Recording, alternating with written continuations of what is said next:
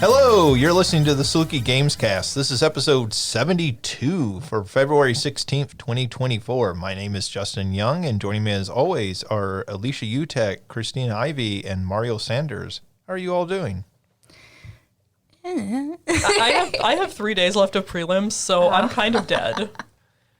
So you're in prelims right now? Yeah. They're due Sunday at 10 a.m. And I'm kind of dead.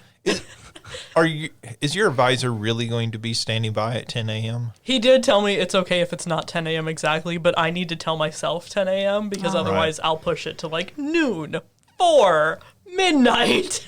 Monday. A week from now. Yeah. Sure. Well, good luck with that. I know that's very stressful right now to be dealing with. Yeah. Thank you. So, like, this last weekend, I went over and saw the Second City perform. Oh, cool. So they were on tour and performing down in Marion. So I went to see them, How and did I miss that? Oh my gosh, that's great. they were really, really entertaining. So for people listening, if you don't know, Second City is a comedy performance group based out of Chicago. Very famously, it's where a lot of people from Saturday Night Live got their start. So people like Tina Fey and Amy Poehler have gone through there. Chris Farley. I was about to say much older than that. Like even the beginning SNL folks, like Right. Yeah, originally Belushi and SCTV was a competitor to SNL for a while because I always think of the John Candy Peter Pan sketch, and I'm like, nope, that wasn't SNL, that was SCTV. Yep. yeah, I get those confused whether this was on SCTV or on Saturday Night Live. John Candy's old Western sheriff, Yellow Belly, like it's one of my favorite. Yes. And there's a great story of Conan O'Brien like meeting John Candy and talking to him about that skit, about how like him and his brothers used to sit around and laugh at it and everything. That's great. But anyway, so I went to see that. So they do like a combination of skits and some improv like mixed together and everything. And it was really entertaining. And so if you ever get a chance, like go see them, whether you're in Chicago or you see them on tour or something, it's really fantastic. And it's the sort of thing where you can kind of watch it and go, that person in particular, I could see ending up on Saturday Night Live. They are very good at what they're doing up there. Yeah, I've seen them in Chicago, and it's really cool when you go to Chicago because they have like, of course, all the signed pictures and like pictures from famous folks like actually on the stage doing stuff. And I don't even remember, it's been years since I've been, but I know that somebody that I saw ended up being on SNL. So it's one of those easy pipelines. But the thing that happened every time I go to a concert or show happened at this one, and it blows my mind in our modern age. So I just have to vent about it for a second. So it's like, I don't know how long the show was, maybe close to 2 hours. There was a little intermission in the middle, but like it was, a pretty well padded out show. So we sat down, and the people sitting right next to us, like, and we're in like the third row, so like kind of pricey tickets. They weren't the cheapest tickets there. We're maybe there 15 minutes into the actual show, not even the pre-show, but like 15 minutes into the show. These people just get up and leave. I hate that. And like, what's going on? What is happening that you're getting up and leaving 15 minutes into this? And so like, there's part of me that could be like, oh, it's a comedy show. And people are like, well, I like comedy. And then they get there and, it can be a little edgy for comedy. But like, you can Google this now. Like, you can go on YouTube and type in Second City and figure out what sort of comedy to be expecting from this. So it's not like it was, say even 30 years ago where you might go into something blind. And every time I go to a show, I see this happen. Go see Alice Cooper, right? People aren't walking out of that show going, well, she's not the lady I thought she was. The first time he brings out the python or something, like there's no confusion, or there shouldn't be. And so like, and I understand sometimes, maybe somebody gets a text, their kid is sick at home or something, and they have to like leave in a hurry. But every time I go to a show, somebody like 10, 15 minutes into it gets up and just walks out. And I cannot for the life of me figure out what's going on in these people. And like, they're spending good money. Yeah. I mean, you know, like you can spend quite a bit of money going to a show. What is that? I don't know, because I feel like, especially with a comedy troupe, like, if you don't like the first 15 minutes, that doesn't necessarily mean the whole show is going to be those jokes. You know, if they're doing sketches, there's going to be improv later. If they're, like, I guess I can see, like, feeling like it's going to be that brand of humor the whole way through, but, like, Right.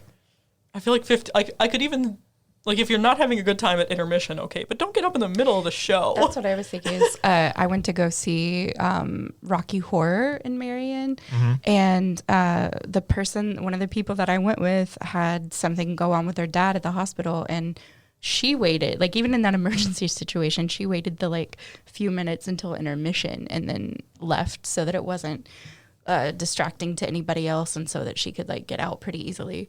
But like, I totally get something like that, right? Yeah. Like you get an emergency. These days, people have their cell phones. It's not like it used to be. Like, I am old enough to remember pre-cell phone times where, you know, if something happened, you just didn't find out until later. Right. So I get that. It's just weird that it happens so routinely. And like, I can't imagine what these people are thinking. Like, it did happen when I went to see Alice Cooper, and, you know, I was like, these tickets are kind of pricey. Like, what are you doing? It's also like, it's Alice Cooper. Like, if you don't know what you're getting into for an Alice Cooper show by now.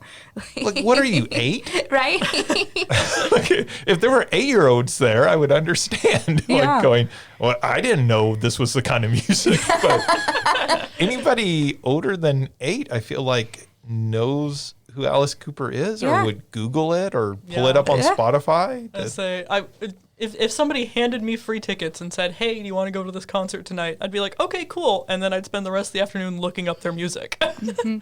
Yeah, Like- I mean, I would. Like, so it's a very weird experience to like see that happen, and like like I said, it happens on a regular basis.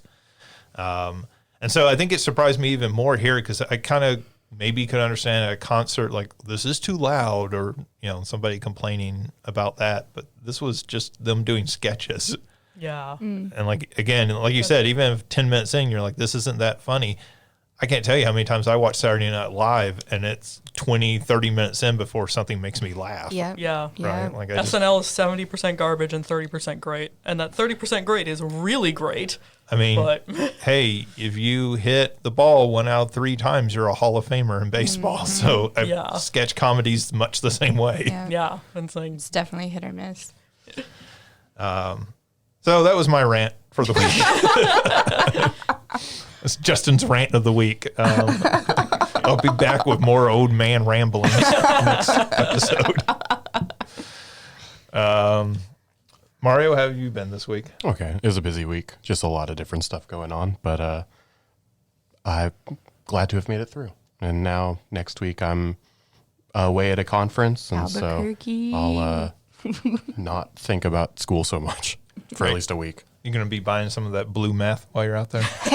Probably not. I love that it's probably. Yeah, what is that answer? Probably. You know what? That is a safe answer. Well, I might. Just promise me that you'll play Weird Al on the plane there. As I, was telling people based on a conversation I had, I'm not a soothsayer. I don't know the future. So, you never know. You leave and never say never type of thing, right? I don't know. I feel like I can pretty confidently say I'm not going to buy meth next week. Well, you're not going to Albuquerque. all right, fair point. It's one of those Albuquerque things. What happened to Bugs Bunny's when he took that wrong turn? Honestly, there's that's pretty much it. Albuquerque, the meth, and the desert. You gotta admit, they got a great Weird Al song. It's It is a good Weird Al song. It's not even my top 3. I mean, it's not my I mean, top it's not 3, top but 3, it's but still I mean, great. what is the line? Oh, I was thinking about subscribing to the Columbia Records Club. Whoa, baby. I don't know if I'm ready for that kind of commitment. So good. I would agree with you. I don't know if it's in my top 10 Weird Al songs, but it's good. It's not bad. It is. It comes on and I still sing every word. I do not know every word. Maybe that's my problem. I haven't committed to the gag. Yeah, I feel like maybe that's an age thing because I feel like Albuquerque's not a super popular song with my friends and everything. So. And see, I'm like, Weird Al was my first concert ever. So That says so much about you. Thank you. I didn't want to say it. I mean, I say this as my first concert was Building 429 with the other Jesus people. So I mean, that also says a lot about me. But Weird Al. It was this what? was Building 429 is a Christian rock band. yeah. Oh, I've never heard of them. Yeah, it was very Jesus-y. I mean, I'm thinking DC Talk and stuff like that. No, DC Talk was a little bit before my time, but I went to go see Building 429 and Third Day at Six Flags. Third Day. I know. There was a period in my life. What is Building 429 a reference to? Is that a specific chapter and verse? We are building this? I don't remember. We're building Genesis 429? That was Good a question. couple of lifetimes ago. I actually wonder. I know what Third Day is a reference to. Hold on, I'm Googling it. I was gonna say I'm gonna make a note to look it up. 'Cause now I'm curious. You look it up. But yeah. Learn all your Christian rock band mythology here on the Saluki Gamescast. Yeah. Okay, the band's name refers to Ephesians 4:29. There you go. So that's where it comes from. What is Ephesians 4:29? In the New International Version of the Bible, it reads, "Do not let any unwholesome talk come out of your mouths, but only what is helpful for building others up according to their needs, that it may benefit those who listen." All right. Well, that has been your Bible verse of the week. Please don't make that my thing. Don't make that my thing. Thank you, Christina. No.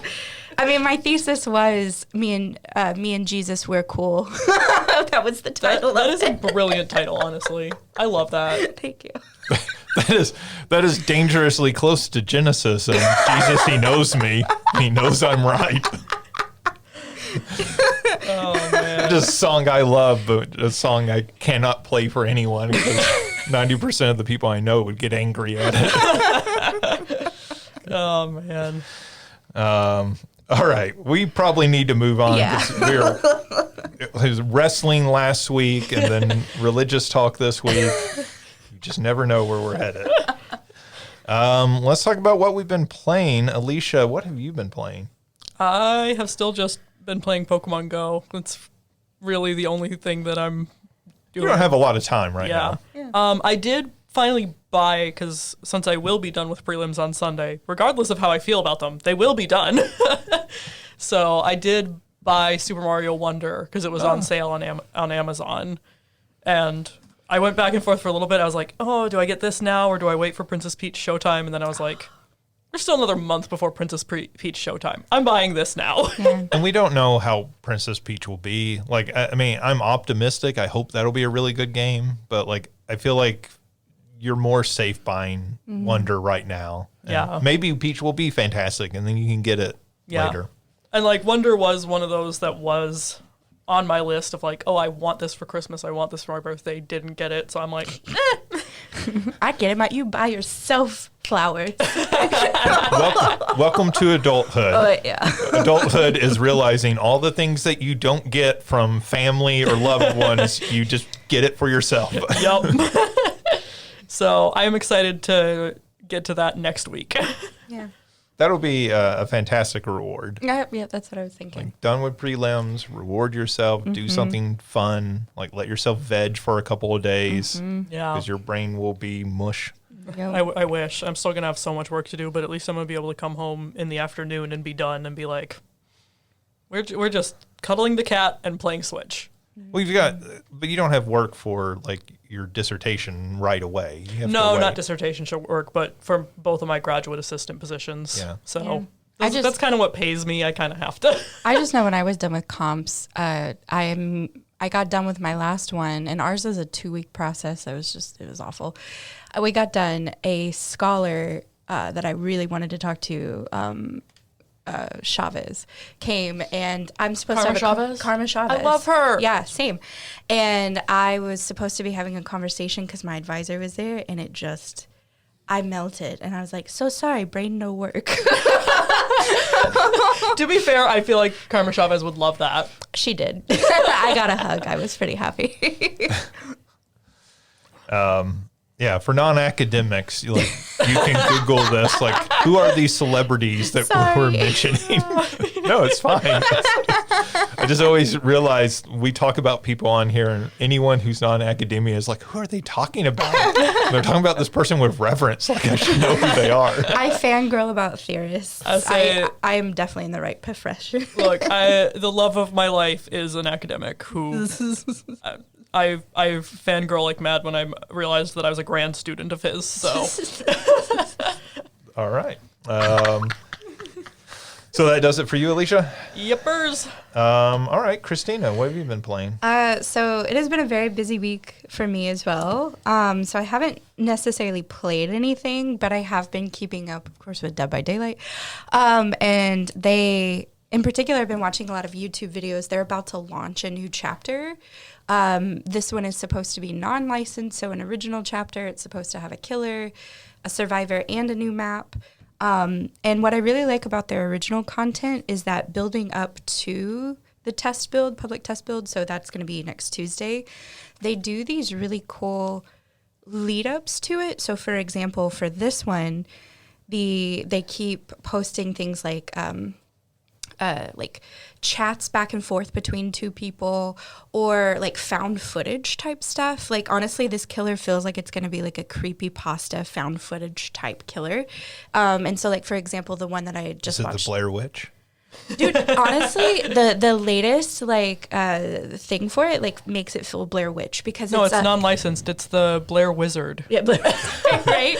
But it's the Briar Wizard. The Briar Rabbit can't work at Disney World anymore. What it looks like is it looks like a Wendigo, or the native version that I do not say the name because I do not invoke that in my space. But like Wendigo type thing. But the one that was today was somebody sitting in with their phone in a tent in the middle of the woods going, I don't know if you can hear this, but there's something pacing around my tent, and you can hear like these weird animal noises and then whistles, and all of a sudden the tent shakes a little bit. It looks at the door and something is unzipping it really, really slowly, and he's just like breathing weird and stuff, and then it like jumps in and gets him. So it's it is very like creepypasta, sort of Slender Man, like online mythology. And they've been slowly building up to this. Like the one yesterday was, it showed the screenshot of like somebody's alarm system being like, the first thing was like commotion outside the door, commotion in front yard, loud noise, and then you could go to the camera, like a ring light camera or a door light camera, and it showed something kind of sneaking around, and then it jumped up. So whoever was in charge of this particular it's just launch, a cat at my house. it would be a big kitty. It was definitely creepy. So don't all witches have a familiar cat? So. I mean, honestly, that's the paper that I just. Oh, did you watch my video? Is that why you're saying that? One of the conferences I'm about to go to, I'm talking about my cat is my familiar. But it's they've done a great job and building up to Tuesday. It gets people excited, and with a game that's as old as Dead by Daylight, where it still has a huge fan base and like it keeps growing, they have to do these kind of things, and so it's really interesting to see how they choose to release each killer. That's really interesting, particularly like because they do have so many of the like known killers, right? Mm-hmm. Like, I mean, Michael Myers is in that, and you know the Scream Ghostface is in that, right? Yeah, like Texas Chainsaw, Bubba's in there. Freddy, is in there, right? So like they have everybody except like basically Jason and Leatherface, I guess. Because Leatherface is there. Oh, okay. So everybody but Jason, because he had his own game. They talked about Pennywise, adding Pennywise at some point. Yeah. So they have Alien now, and the rumors are that Predator is coming at some point. I wonder if they'll wait on Pennywise because they're doing that series for Max, HBO Max. Oh yeah. They're doing a prequel series called Derry. It looks real good. Which is weird. The prequel series is going to be set in the 50s because the movies were in the 80s, but the original books are in the 50s. So yeah, that'll be interesting. But like what I was going to say is because they have so many of those, you kind of already have a lot of the horror tropes like already represented. And so like creating something new like this without repeating yourself is probably a huge challenge at this point. For sure. Because like even their original set, they have like the trapper, who is this big guy that leaves out traps. They have the hillbilly that just roams around with so it was almost like the hillbilly was kind of their stab at Leatherface. Right, or the hills have eyes, something like that. Absolutely. And they made it different enough to where they could add Leatherface and it'd be really cool. I think the challenge with adding somebody like Pennywise is going to be that they do have a clown character, but they did design him in such a way that he would be drastically different than I think Pennywise. So it is really cool to see these type of things. There was a creature like this suggested around the time that the Hag came out, who was another one of their original killers. And a lot of people thought that they had just scrapped it and built like the map and stuff into what they have as the Hag. So it's cool that they're revisiting this. A lot of people have also said like Rake, if they're thinking about creepypastas. So it's going to be it's going to be a good one. And I really I think I mentioned last week about how their new game mode, Lights Out, is sort of, it puts some horror elements back into it. And I think that this setup for this killer has done the same thing, or at least, again, instead of gaming, I spent the week watching YouTube videos and reading comments and stuff about this. And it seems like a lot of folks are scared and excited to play this new killer. Yeah, and I mean, I think that's really interesting. How do you keep a live service game like that interesting long term? Because that game is how many years 2016. old? 2016. Is when it was launched. So 8 years almost old. 10 years. Right? Like, and to like keep that game relevant this long when so many bigger studios, with more money behind them have tried to launch competing games and have fumbled at it. Yep. I mean, that Killer Clowns game, that still hasn't come out, right? It still has not, no. Okay. So, I know that's a big competitor. There was the one that was in a high school where you could trap the killer, like you and a bunch of other high school students. Of course, there's Friday the 13th. Right. Texas Chainsaw Massacre. Exactly. And even Texas Chainsaw Massacre now has lost a lot of traction. Was that the same style as the Evil Dead game as well? Or is that yes. Okay. Mm-hmm. Yep, absolutely. I forgot that one entirely. Same. And it was a great game. It was a really cool game. I think there's something, I think what those games do that Dead by Daylight doesn't is they try to do too much. And also, going in on one specific lore, it doesn't give them the opportunity to add original killers. It doesn't give them the opportunity to like cross genres, because there's even Pyramid Head from Silent Hill. Yeah. So they're even crossing like game genre or game franchises, right? They really have become the Fortnite of horror. Honestly, yeah. I mean, I don't even mean that like dismissively. I mean that like that's one of the things that Fortnite has done that I think is so smart. Is that they can bring in just about anything. Absolutely. So you can have your Cardi B like skin. I think there's a Cardi B skin. I'm sure it wouldn't surprise me, honestly. But like you can have that right next to Indiana Jones or your Kratos, like, and they all kind of make sense. And this is a subsection, but it is pulling in all these different horror tropes and all these different horror characters. And they even go beyond horror. Like I said, we talked about Nicolas Cage, who had a Valentine's thing come out where he has this really like sharp Valentine's jacket. What? It's so good. It's What? so Is it velvet? It looks velvet. Yeah, good.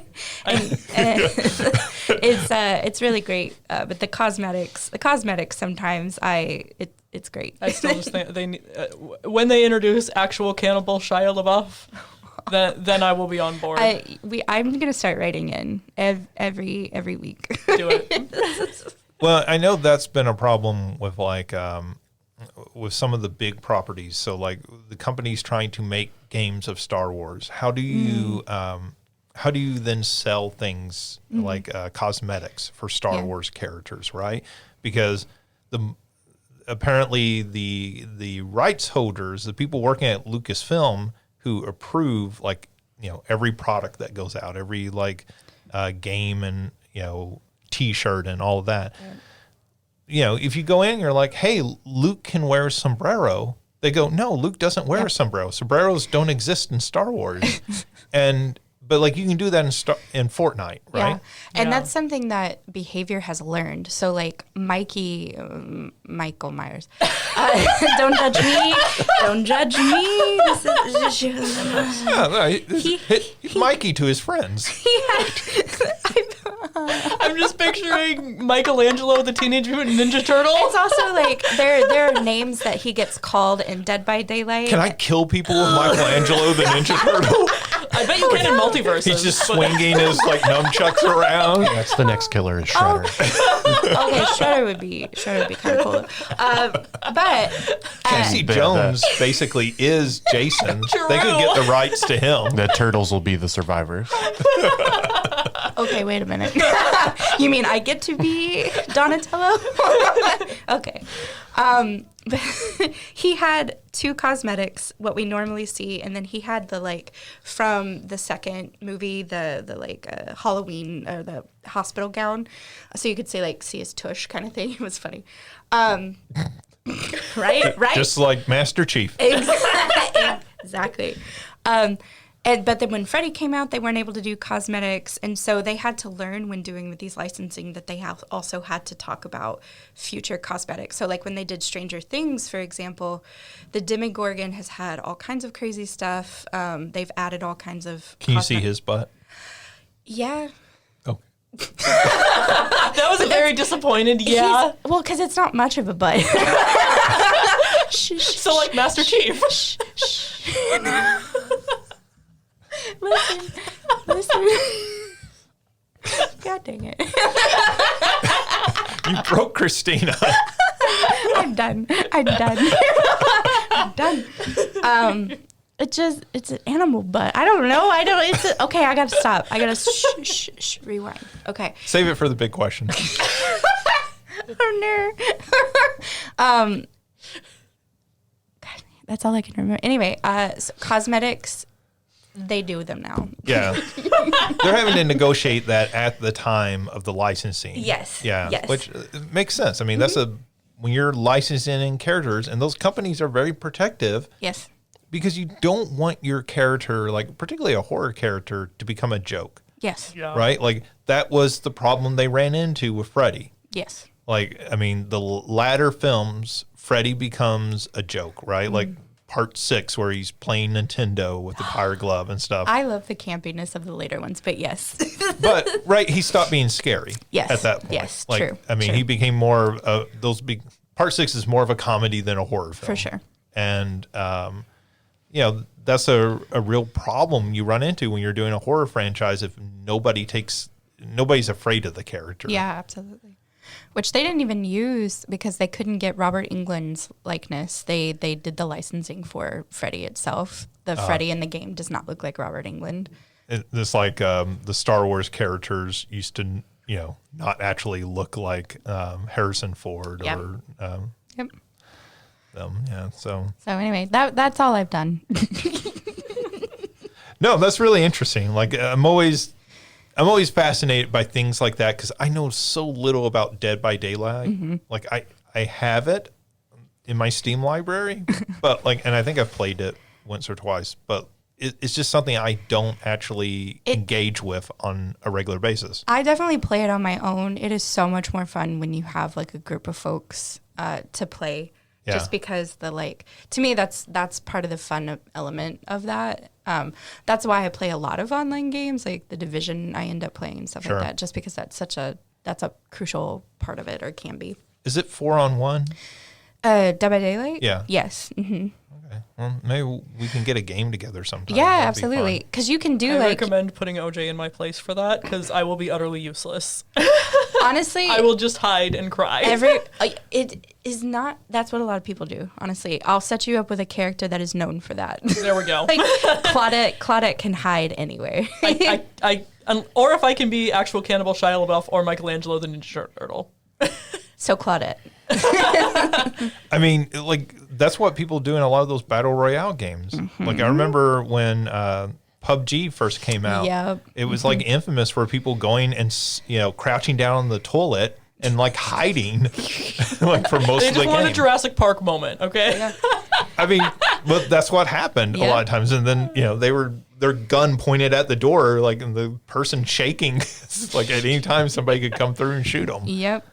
So yeah, that we'll take care of you. I will fill that vital service role. I'll come save you and then like have the killer chase me. It's fine. 'Kay. I got you. Okay. I mean, we need to get Ryan involved just so OJ can stalk Ryan through the level. Oh man, OJ can be the killer. There we go.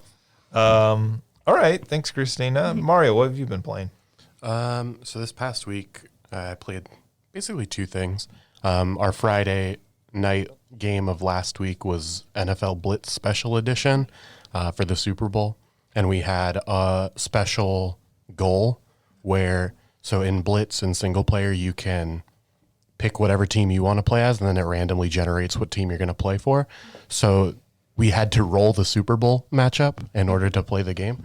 So you could pick either the 49ers or the Chiefs, and then if you rolled like the Eagles, you reset and you picked it again. And so we had to roll the Super Bowl before we could play. How long did that take? Well, one guy got it on the first try. Oh wow. Dang. So it was safe to say that he won the race. One guy, I think most of us were done and had never rolled it. He gave up and he was just like, I'm just taking whatever teams I want. And some people didn't. They're like, I don't want to do that. I'm like, okay, fine. I think I don't know. I got it on maybe the 6th or 7th try or something like that, which bad. is honestly, impressive for there say. being 31 other teams to potentially roll with like, you could roll the same team multiple times. If any of us were good at math, we could actually figure out the probability of doing that. I mean, I guess it would just be 1 in 32 or 1 in 31 every other time because I don't think they would match you up against the same team. But Yeah. so I mean that was fun.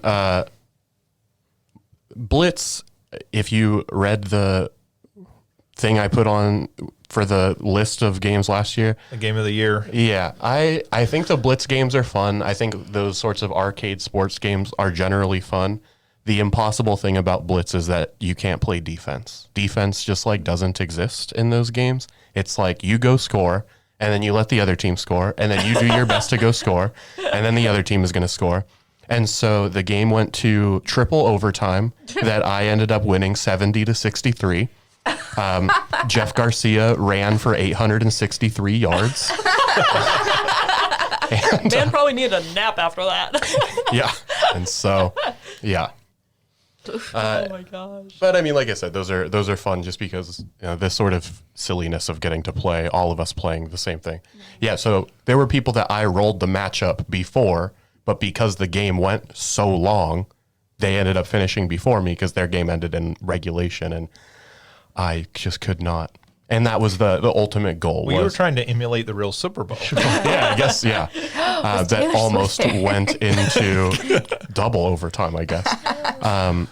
But there was. Were you playing Taylor Swift in the background I was while not. you played? I was not. I don't think Twitch would like you playing Taylor Swift very much. They would mute your VOD almost instantly. Oh, yeah. Were you playing Ice Spice? She was also there. I did not. I have no idea who that really is. First time I heard it, I was like, is she one of the Spice Girl kids? She is really good though. No, you gotta play Usher. Gotta get the halftime Usher break. is also Usher. yeah. That could have been the halftime break. Yeah, and so and we the last time we play, most of the time we play sports, we follow the Al Davis Raiders mentality of just win, baby. So doesn't matter what the score is, just win, and you will have completed the goal. But we had our bonus goal of roll the Super Bowl matchup. And then the other thing I played, which I played, it's like the first time I played it in like 10 years, is VVV. VVV.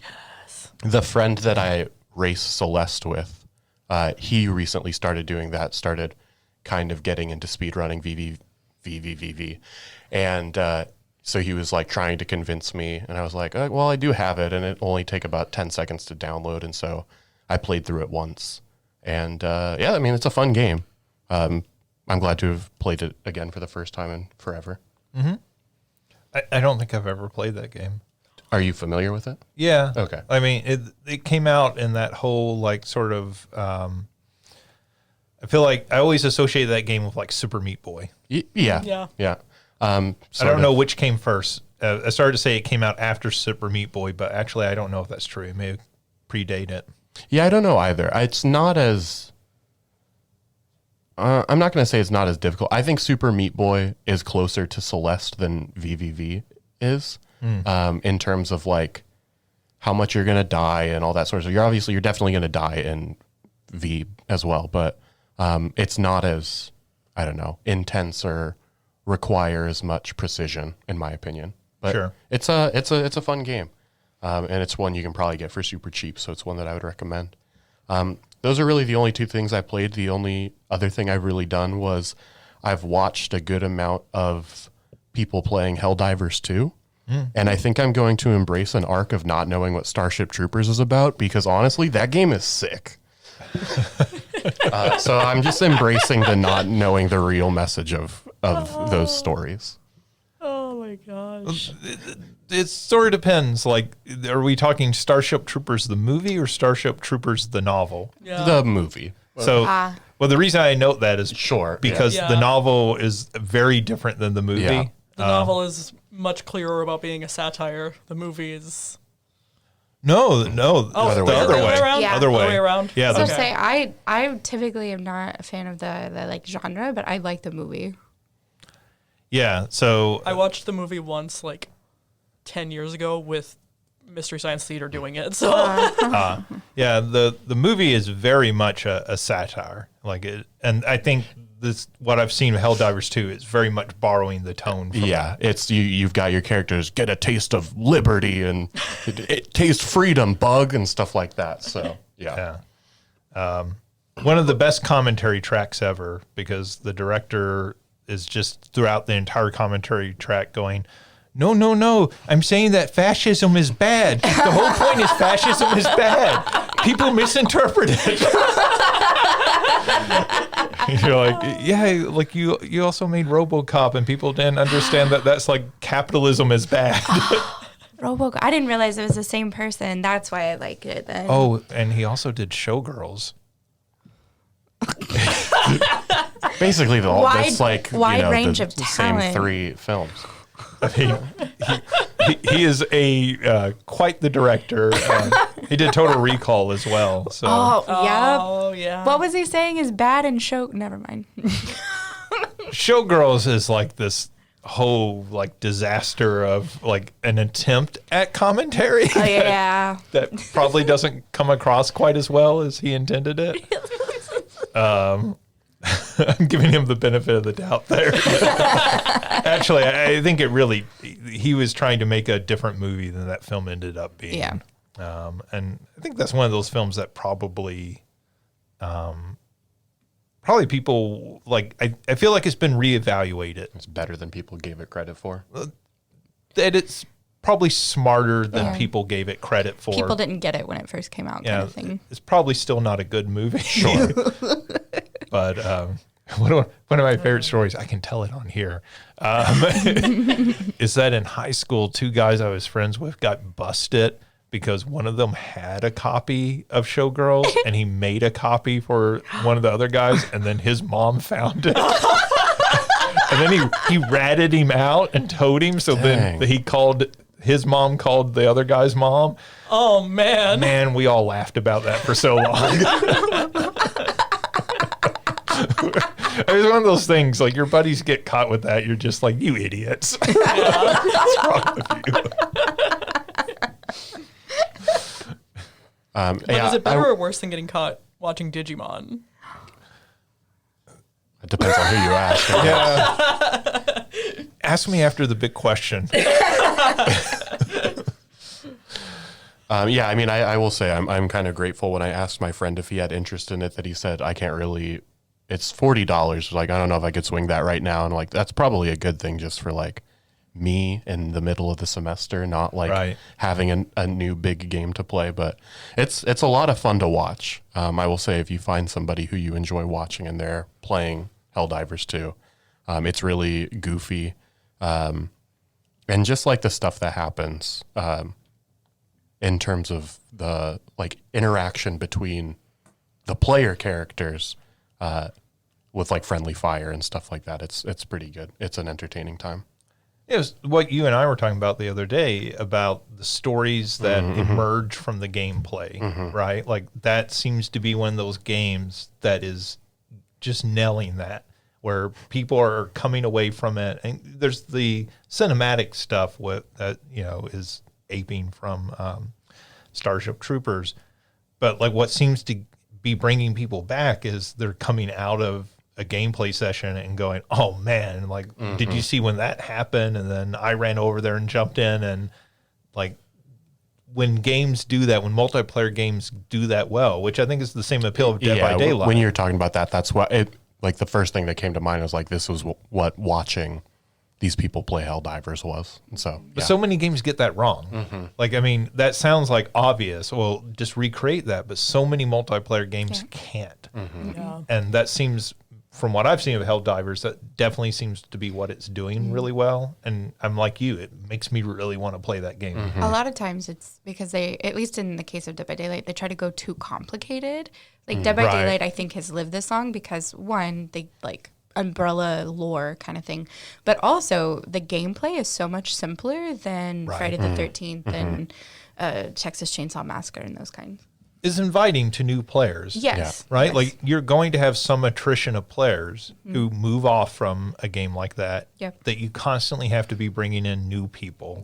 And Helldivers seems to be that same sort of like, hey, pick up a gun and go run blindly at this, firing, and you're gonna die, but it's not so complicated that you're not gonna have any idea of what you're doing. Which, I mean, some of the battle royale games I feel like got overly complicated. Sure. And this isn't a battle royale, but no, but I know what you're saying. Competing for audience. Yeah, and like I said, I think the thing that makes it so good is their like friendly fire is on, so you can shoot your teammates.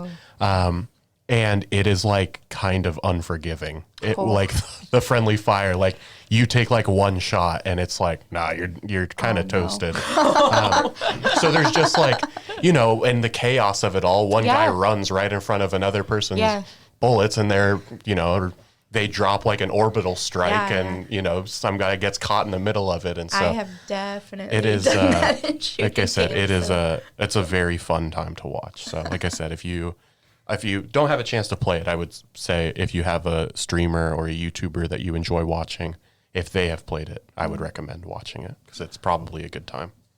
Yeah, I definitely want to check that out when I have time. Isn't always a lot.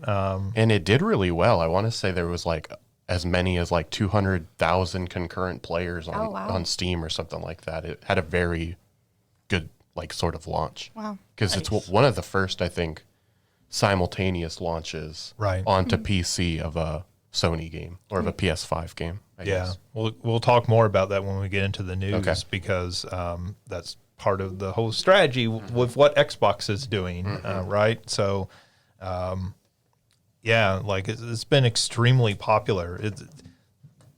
2024, like it was supposed to calm down. Like all the game releases were supposed to calm down, and 2024 so far, like we're 2 weeks into February, and it seems like every week there's been a big game that not just like came out, but actually like caught people's imagination.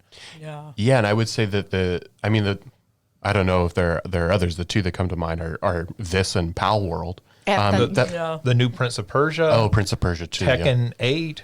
I guess with Pal World and Helldivers, Pal World especially, I don't think it was supposed to be this big as well. Oh, no, right? definitely. You know, in the sense of like this is one of those like mid-tier releases that like sort of carries us until whatever the next release is. Right. But it's been, at least like I said, from what I've seen, very successful. So Yeah.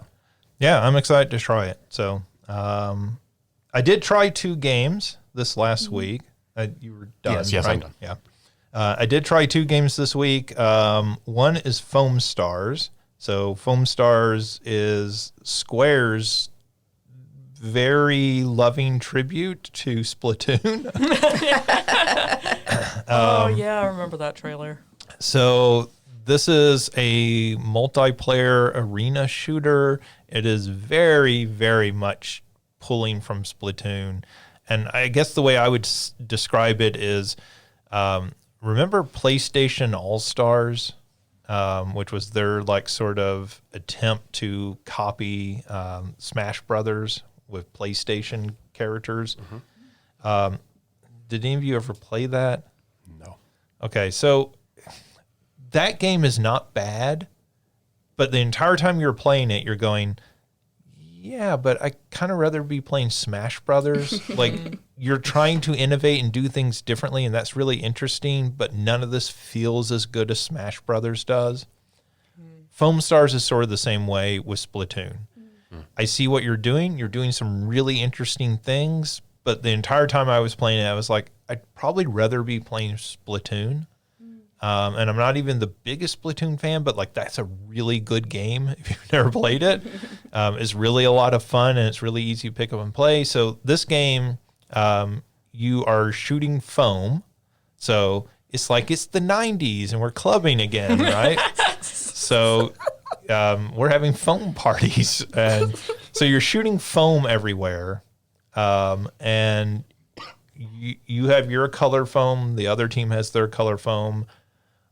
On your foam, you can like you move faster. So like that's the benefit if it's your color foam.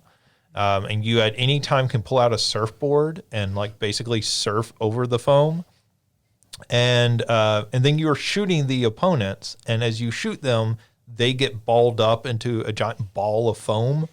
And then you have to ride your surfboard into them to kill them and knock them out of the game. I'm just picturing them like dispersing into bubbles.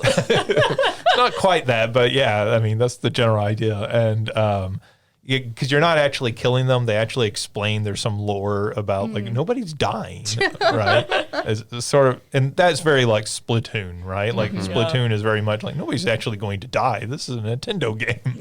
This is how Nintendo does first-person shooters. So yeah, so you have to knock the opponents out and everything, and you know, it gets a little bit more complicated. There's an MVP, and you have to take them out and everything as well.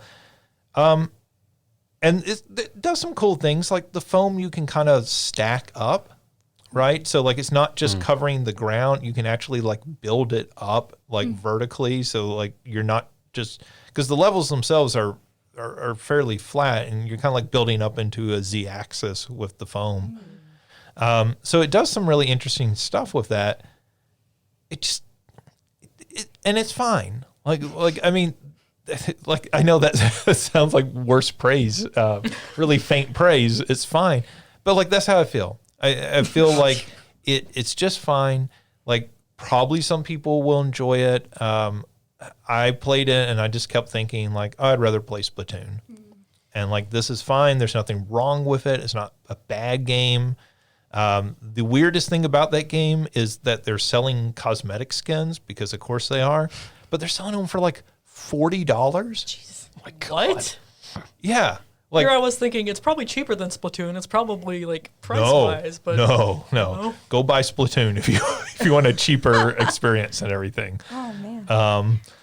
Yeah, so like I mean, I played it because it's on PlayStation Plus. Like, so if you have PlayStation Plus, you can claim that game free this month, and so it's completely worth doing it for that and just trying it because you might really like it. But like I just don't see the long-term audience for this game. Right? It's one of those games you play and you're like, this is perfectly fine, but it has to attract a big enough audience to keep it going, and I just don't see how it's going to do that, particularly when something like Helldivers came out at the same time, you know, or like a week apart or whatever they were. I just can't see where this finds its audience, its niche to keep going. And so I feel like this is a game in 6 months nobody's going to be talking about. Yeah. You'll probably, if you have it then, you're going to have a lot of trouble finding somebody to play with on the servers. Yeah, and in that sense, PS Plus is probably the best move in terms of its release, just to get some people playing it. I mean, it's like Fall Guys, right? And Rocket League. Like both of those games, the whole reason they succeeded is they were free. Yep. Like were they both PlayStation Plus? Yes. I don't know. I know Fall I Guys got it for was. free. Yeah. Fall Guys was, and maybe Rocket League was Xbox. I don't remember. Anyways, they were free on something because that's how everybody got to play in those games initially, right?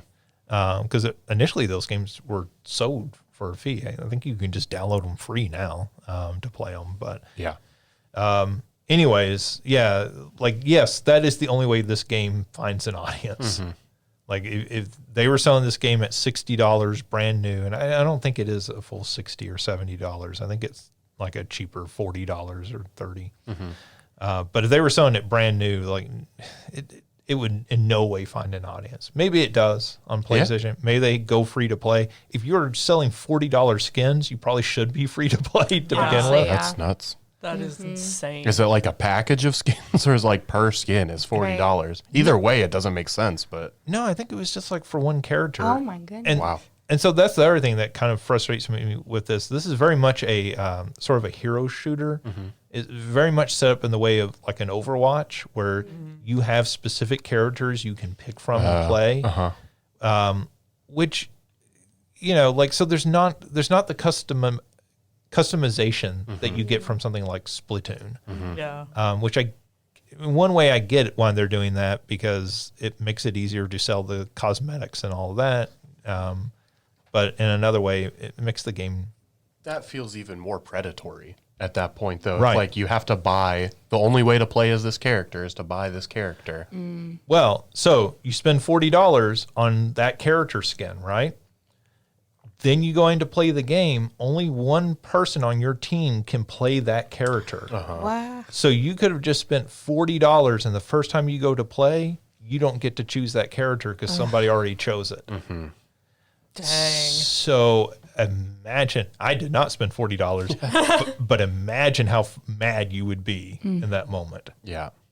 Yeah, that would be frustrating. And yeah.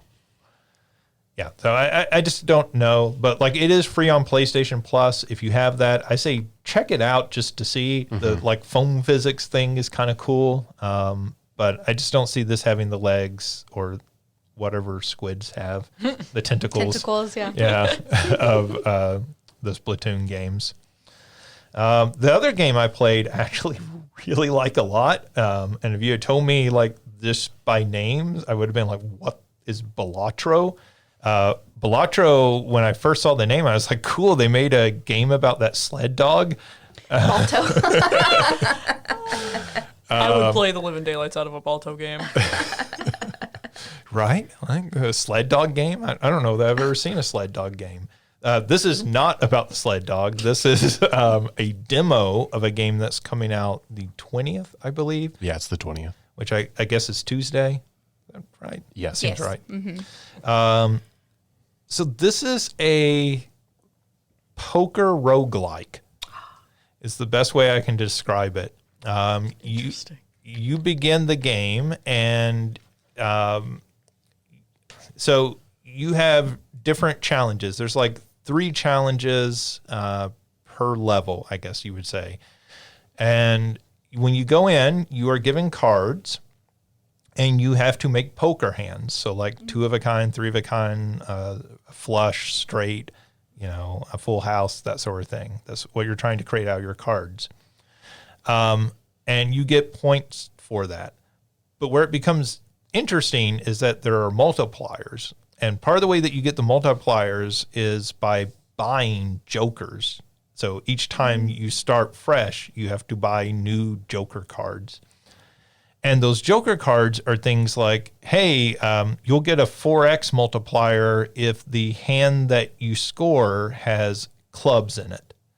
Or you'll get a random multiplier every round. So this hand you'll get ×2, but the next one it might be ×16, and this joker is just going to randomly select something. And then they'll get like even like more weird and bizarre than that. So there's ones that each hand, I guess it's each round that you complete, the multiplier goes up, but each time that you throw away a card, like you lose one off of that multiplier. So like it's encouraging you not to ever turn cards in. You use the Joker special pants where it's specifically for pairs. You get a bonus multiplier. Yes. And so that that's like a real card. It's not a joke. It's a real card. I've watched a lot of this game. So. He's not joking. I thought it was. I was like, I play a lot of poker. I don't remember that rule. So I think thought it was just being funny. I think it says there's something like 150 jokers in the game, and so you can only have 5 at a time in your hand, and you're not playing them, right? So like they're just there to do multipliers. But then in addition to that, you can get cards like tarot cards and planet cards that you can use. And so there'll be stuff like you'll have one that's like all face cards, when they score this game, give you a 2x multiplier. But they're consumable. So once you use them in a game, they're gone. And so in between rounds, you get cash for how well you did. And so you buy other cards, or you can buy blind packs of cards using that money. And it is just like it sounds like sort of confusing. It's really not. They run you through a tutorial at the very beginning and you pick up on it really quick. I would say the thing that it maybe doesn't do a super good job is explaining the more advanced gameplay. So like one of the things that you start learning is, okay, I have 2 pairs, and your instinct will be, I'll just play those 2 pairs. But then you could actually play a 5th card in there, and it'll just toss that card out for you and give you a new card. So the next round you'll get 5 new cards. So if you have a card that's like a 2, that's kind of useless most of the time. So you might want to play it that round just to get rid of it. And then you'll have jokers that are like, whatever your lowest card in your hand is, will give you a multiplier ×2 of it. So in that case, you want to get rid of the 2s and the 3s and the 4s, because you really want like a 10 multiplier. So you want the lowest card in your hand after you play to be like a 10 or a face card, so that you're getting that much bigger multiplier. And so you get points for what you play. So like, aces are 11 points, your face cards are 10, and then face cards are whatever their value is. And then you get the multipliers towards that, and then you're trying to reach a score to beat that round. So like the score might be like, I think the first one is like 300, right? So like if you played a pair of kings, you get a multiplier ×2 plus the face value. So that's like 40 points that you get towards that. But then as you get near the end of the game, it's like the score you're trying to beat is 20,000 or something. So now you're having to get multipliers on multipliers on multipliers, so that you're getting 4 face cards, but then you're getting ×60 multiplier on it to like get near that sort of score. So there were like rounds I was finishing and I was scoring like 60,000 points. Oh, So I beat the demo, and it is a fantastic game. It's like really addictive. Once you will look at it and go, okay, well, this, I get it, and this isn't going to be anything. And then you just keep playing it over and over and over again. Was this also a PlayStation Plus, or where No, did you play this Steam. one? It's a demo on Steam. Steam, got it. Okay. But it is a demo right now, so you can download that entirely for free. It comes out on Tuesday. I don't know what the price when it comes out. Did I you don't say? think the price has been shown yet. I can't imagine it's going to be high. Like I would think $20. I would assume 20 max. And throughout the demo, they are teasing you. So like they show you other Joker cards, and they're like, "Hey, this is if you buy the full game, you'll get to use this Joker card." And some of them just look insane, and you're like, "What in the world does that Joker card do?" But like really, like, you know, there's no math involved in it. I mean, there is math. It all goes on behind the scenes. But like you are having to figure out, well, how do I make the best of my multipliers, right? Like how do I construct hands that will really like set off those multipliers and everything as I'm doing this? And so you're having to think, oh, I have this one that does a 4x multiplier if I play a heart. So then you're going through going, okay, well, instead of playing that queen in this straight, I'll use that queen because it's a heart. So I'll get the 4x multiplier on it and everything. So it really does get you thinking, but it's still at that level of you can kind of, it's kind of a podcast game. You can kind of be doing this while doing something else, watching TV or listening to something. So in that way, it kind of reminds me quite a bit of Vampire Survivor, where it's this game that, yeah, it does get very complicated, and there is a lot of like strategy and thought that you kind of can put into it, but you can also play it in a very casual way and still enjoy it and get a good time out of it. I just looked it up, and it looks like it's also going to be on Switch, and it'll be $14.99. Oh, at $14.99, I will instantly buy that game. Like, oh no, go ahead. I was just gonna say, yeah, the same person who I was watching play Helldivers has played a lot of Balatro, and so yeah, it's a cool game. I think there was one where somebody he streams with or something got like the consumable tarots and the planet cards to like boost like the flush multiplier, and then they had like the greedy Joker, which ups your multiplier for each diamonds, and then they had the tarot cards turn their other suits into diamonds. So they were like constantly playing just diamond flushes. And I think there was like one hand that got up to like 17 million points or something like that, because it's just like it all stacked so much. It's a very cool game. It's one that, like I haven't played it. I didn't download the demo because I knew that was going to happen, or I would just want to sit around and play it. But it's one that, yeah, I've kept my eye on and will probably end up buying as well. So that's cool that you had a chance to play it and try it out and that you enjoyed it as well. It's extremely addictive. I will say that. It's the sort of game you sit down and you're like, I'll just play like one run of this game, and then 2 hours have passed. But yeah, I mean, exactly what you're talking about, like the strategy, like as you play, is one of those games that reveals more complexity the more you play. Yeah. Like the way you can play this. I guess, you know, like any card game really does. Like course. Marvel Snap does that, right? But I think this is also one that's fairly accessible because it is poker. Like if you know poker, like, and you know, just basic poker, like what are the sort of like things that you can play, the hands you can play. And in fact, they have a chart in the game that shows you it. But if you just know that, you can start at playing this game. Like you don't have to have any advanced knowledge. There's not a whole lot to learn because the cards all tell you what they do. So again, it's not like playing Magic the Gathering where like you need to study for months before you're going to feel comfortable playing this with other competitive people. Well, that's why when I first saw it played, it reminded me, I think it was a few months ago now, I talked about a demo I'd played called Dungeons and Degenerate Gamblers, which was similar in the sense, but instead of poker, it was 21 that you were playing against an opponent. And I think the thing that they do like, surprisingly enough, I think they're quite different.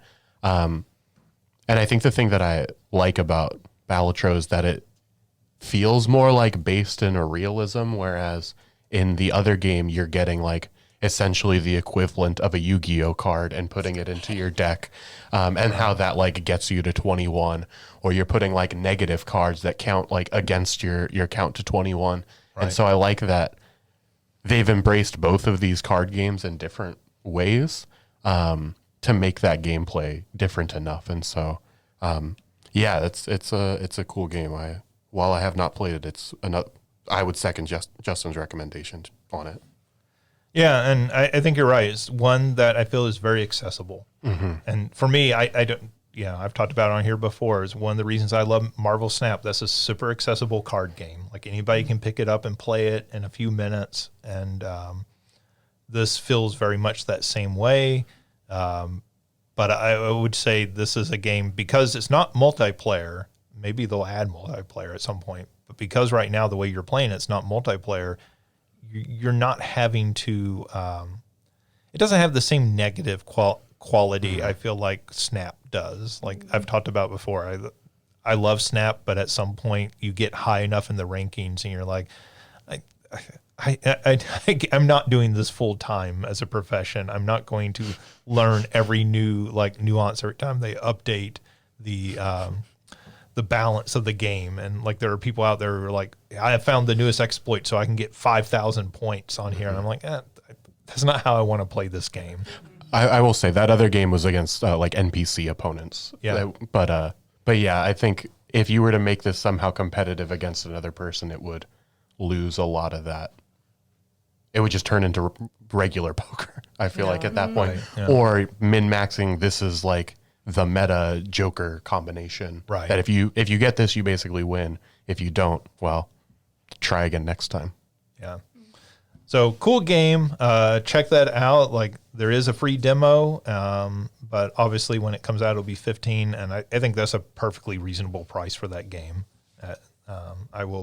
That will probably be a day one purchase for me if I have the free time. And even if I don't, because I really didn't this week. Let's move on to news. And obviously the big news this week, we kind of knew what the big news was going to be. Xbox released their podcast just yesterday. This was supposed to be their podcast describing the future of Xbox, because there's been all these rumors about Xbox going third party or releasing their games onto other consoles. So they did provide some clarity on that. So as part of this, they announced that 4 games will be coming to other consoles, the PlayStation 5 and Switch. Afterwards, it was confirmed that those 4 games are Pentiment, Hi-Fi Rush, Sea of Thieves, and Grounded. Can you remind me, is Sea of Thieves the pirate one that you talked about? Yeah. It is the multiplayer pirate game developed by Rare. And it is, it's like a games as a service type game, right? Like it's not a traditional single player game. It's another one of those ones like that multiplayer experience where like you are going to create your story as you're playing with your friends. Yeah. It's a good time. So, like, looking at those 4 games, right? They announced those are the 4 games they're doing. They left the door open that they might do additional games somewhere down the road, but these are the 4 they're looking at right now. It's a good thing you brought that up, because Sea of Thieves, it is a very specific type of game, right? It is a games as a service, multiplayer game. Grounded, same way. So those 2 games actually make a whole lot of sense to be coming out onto other consoles, because those sorts of games, as we talked about, you have a certain churn of players. You really need as wide a base as possible to make those games both fun to play, but also to generate revenue from DLC and cosmetics and other things that you can sell for them. So, they really want those games not just on Xbox, not just on PC. They want them as many places as possible. So those actually shouldn't be shocking to anyone. Certainly PlayStation with Helldivers, right? They released that, as you noted, Mario, day one on PlayStation 5 and PC. Like that's not their usual of, hey, this will come to PC a year later. No, we need it there day one so people can have multiplayer can build those multiplayer parties, right, and play with people. The other two games, Hi-Fi Rush and Pentiment, have been games that we have talked a lot about and awarded. I feel like Pentiment 2 years ago was our most aesthetically pleasing game, and then Hi-Fi Rush last year was. So, like, this is, two really cool games, but also two very small games. These weren't what you'd call big AAA productions. So, again, they kind of make sense. And when you think about Xbox has already been doing this. So, like Ori and the Blind Forest and Ori and the Will of the Wisp have come to Switch. So, again, those are like kind of small games, very good games, but small games, and putting those onto other consoles because they're not going to sell the 20 million copies. Mm-hmm. So, like, how do you recoup some of that development cost of them, right? And it makes a whole lot of sense to put those games out. It's not your marquee franchises. It's not Starfield, as it was rumored. It's not Halo. It's not Gears of War. It's not Forza. It's not the big names. These are games that, a year later, does anyone really care that these are available other places? Mm-hmm. And you have to think, too, particularly with Hi-Fi Rush, this is building that brand. So if you decide to do a Hi-Fi Rush 2, there's more of an audience there day one to play that game. Mm-hmm. Well, and I think, like you said, they're not the big, it's not Halo, it's not Starfield, but it is still like names that we know. It's not a random super tiny game that no one's ever heard of. So like they can expect, like, I'll probably buy Hi-Fi Rush on Switch, and like they can expect that somebody with a vague interest in gaming has heard of these before and is like, oh, now it's available on Switch? Well, I'm not, I wasn't going to spend $300 on an Xbox, but I already have a Switch or a PS5, so I'll pick it up. Yeah. And I think, so they did leave the door open for this to be more games in the future. And, what those other games might be. Is this a test to see some small games? And then in the future, does that mean you put a Halo out there? That's what I was thinking when you said that as well. Like, sort of, let's see, let's not jump in immediately, but if this works out, there's potentially reason to put a Gears game on the PlayStation or something like that. I mean, Halo Infinite is a really good game, but it's a really good game that everybody just kind of abandoned, and they abandoned the multiplayer, and that was a disaster for Xbox. And you look at it and go, well, I don't think they'll port Halo Infinite now. It's kind of late at this point. But the next Halo, if the multiplayer of that game is on other systems so that you build out that user base more, and it can be at more the scale that something like a Call of Duty is, because you're not just limited to one player base. That starts making a lot of sense, I think. Mm-hmm. And we, again, talked about the success of Dead by Daylight. That's one that has done multiple. It's on the Switch, it's on PC, right. It's on PlayStation, on Xbox. So, yeah, it's... and originally they just released it and didn't even do cross-platforming, like where you could play with other people on other platforms. Now they do that, and I think that's part of what makes it wildly successful. Yeah, and so this was not the disaster that a lot of Xbox fans were worried about. This was, a very logical progression of what they're doing. They've already been publishing games, like Minecraft is everywhere. Yeah. Those Minecraft spin-offs like Minecraft Dungeons have been everywhere. So this makes a whole lot of sense, I think. I think it speaks to a bigger issue, and we'll talk more about this on the next news item, which is that video games have gotten insanely expensive to produce. And it is becoming really, really difficult for these game companies to publish these games and recoup the cost. It's become like films, right? When you are making these Marvel movies with $250, $300 million budgets, how do you ever recoup that money? Right? Like, you have to make over $1 billion to begin recouping that money. And that's really difficult to do. Mm-hmm. I mean, if it's not a smash huge hit, and as we know, like Marvel movies and certainly the DC movies have not been over the last couple of years. And so we're seeing that with video games, right? And we'll talk a little bit more about that here in a few minutes. Yeah, I don't know if we talked about it on here, but I remember talking with somebody at one point about like games should be a lot more than $60 to buy for like all of the work and effort and time that goes into them. Like it should be 70. I mean, you could probably make the argument that they should be more than that as well, Yeah, but then it definitely. gets into the, would people buy them because we've gotten so used to, people were so upset when like, you're going to charge $70 for this game? Like, yeah, I mean, that's kind of nothing based on what it probably should be. Yeah, Sakurai did on his, Sakurai on Creating Games channel when Tears of the Kingdom dropped, he did a video on that where he was like, people talk about, oh, games are so expensive today, and he's like, you need to understand, like, everything that goes in behind the scenes, all the work that we're doing, all the people who we're paying to do this, $70 is really cheap. Well, when I teach this in class, one of the things that we talk about is adjusting prices for inflation, right? And so when you look at the cost of video games, you go back to the PlayStation era, and you look at PlayStation games, Final Fantasy VII coming out at $50, and then you adjust that for inflation, it's more than $70. Yeah. Right? So games going up $10 every 15 years or something is actually like not keeping up with inflation.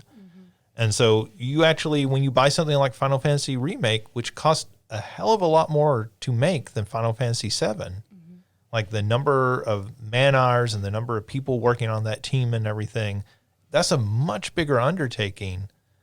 And they are not getting paid the equivalent for how much bigger of a game that is, right? Like just the move to high definition and now 4K, like those games are so much more crazy expensive to produce.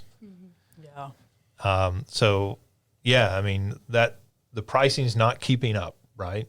And As much as people probably don't want to hear that. Yeah. Like it is the case that I know it's like, as a broke grad student, I don't want to hear it, but as someone who wants to see people get paid for their work. To stop seeing all of these layoffs that we've been talking about. Yeah.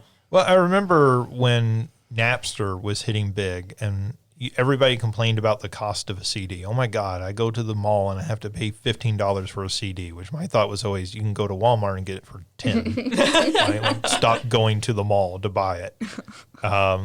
But like, people complained about it, and then you were like, okay, go look at what a record cost in the 70s. It's the same price. Music hasn't increased any, right? Like, not even adjusted for inflation, the price hasn't gone up. So we're actually getting a really good deal. Like, I mean, I completely understand somebody complaining, I went and bought this album, it's $15, I only like one song off it, I feel cheated and all that. But it really wasn't the big ripoff that everyone wanted to complain that it was. Yeah. And of course, we see the fallout of that now, which is that lots of artists are like, I make no money off my music anymore unless I tour constantly, which is why you see, we talked at the beginning of the show, going to see concerts and stuff. I don't think probably my students like understand that these bands being on tour all the time, constantly, is the same as it was like 30 years ago, because it's not. Yeah. They just didn't tour like this. Well, and I think, in the days of CDs, you could have a couple hit singles from it and be okay. Now, every song needs to be a hit single, or else, because people will just skip it on Spotify or not Right. buy it on iTunes, and you're not even getting the 0.3 of a penny from it. Well, I mean, you take somebody like Taylor Swift, whose fans are like radically devoted to her and will listen to every track off the album and everything. Taylor Swift is not a billionaire because of Spotify or Apple Music. Taylor Swift is a billionaire because of touring. That's where she's making this money. She is not making that money off of her albums, putting them out. And she's making more money than anyone else right now off of her albums, because people are going out and buying the vinyl copies and that sort of thing. Well, and the new one even, she just announced today there's going to be a different bonus track on different versions of the CDs. And it's like, you know we're going to buy each version of the CD to get both bonus tracks. Yeah, and if those bonus tracks aren't on Apple or Spotify, right, then people have to go out and buy the physical, so she's actually making that money, which nobody else is selling CDs anymore, right? And bands aren't selling CDs, not like they were in the 90s. No, definitely not. I mean, if you were Whitney Houston in the 90s, the Bodyguard soundtrack made you a very, very rich woman. Yeah. And Dolly Parton, a very, very rich woman. So, yeah, anyway, so kind of a big shakeup. We'll talk a little bit more about this, but I kind of want to put it in context with Sony and what they're saying. They also announced as part of this, Diablo 4 is coming to Game Pass on March 28th. So that is the first of their acquisitions as part of the Activision deal to actually come to Game Pass. So it'll be interesting to see how they put those games out. Are they going to be Nintendo with a Nintendo Online and they're going to put one out every few months? Or is there going to be a bigger drop of, hey, we just put all the Crash Bandicoot games on here? That'll be interesting to follow. They also, as part of this, announced that their next console will be, quote, the largest technical leap you will have ever seen. That came from Sarah Bond, who is I believe her title is president of Xbox.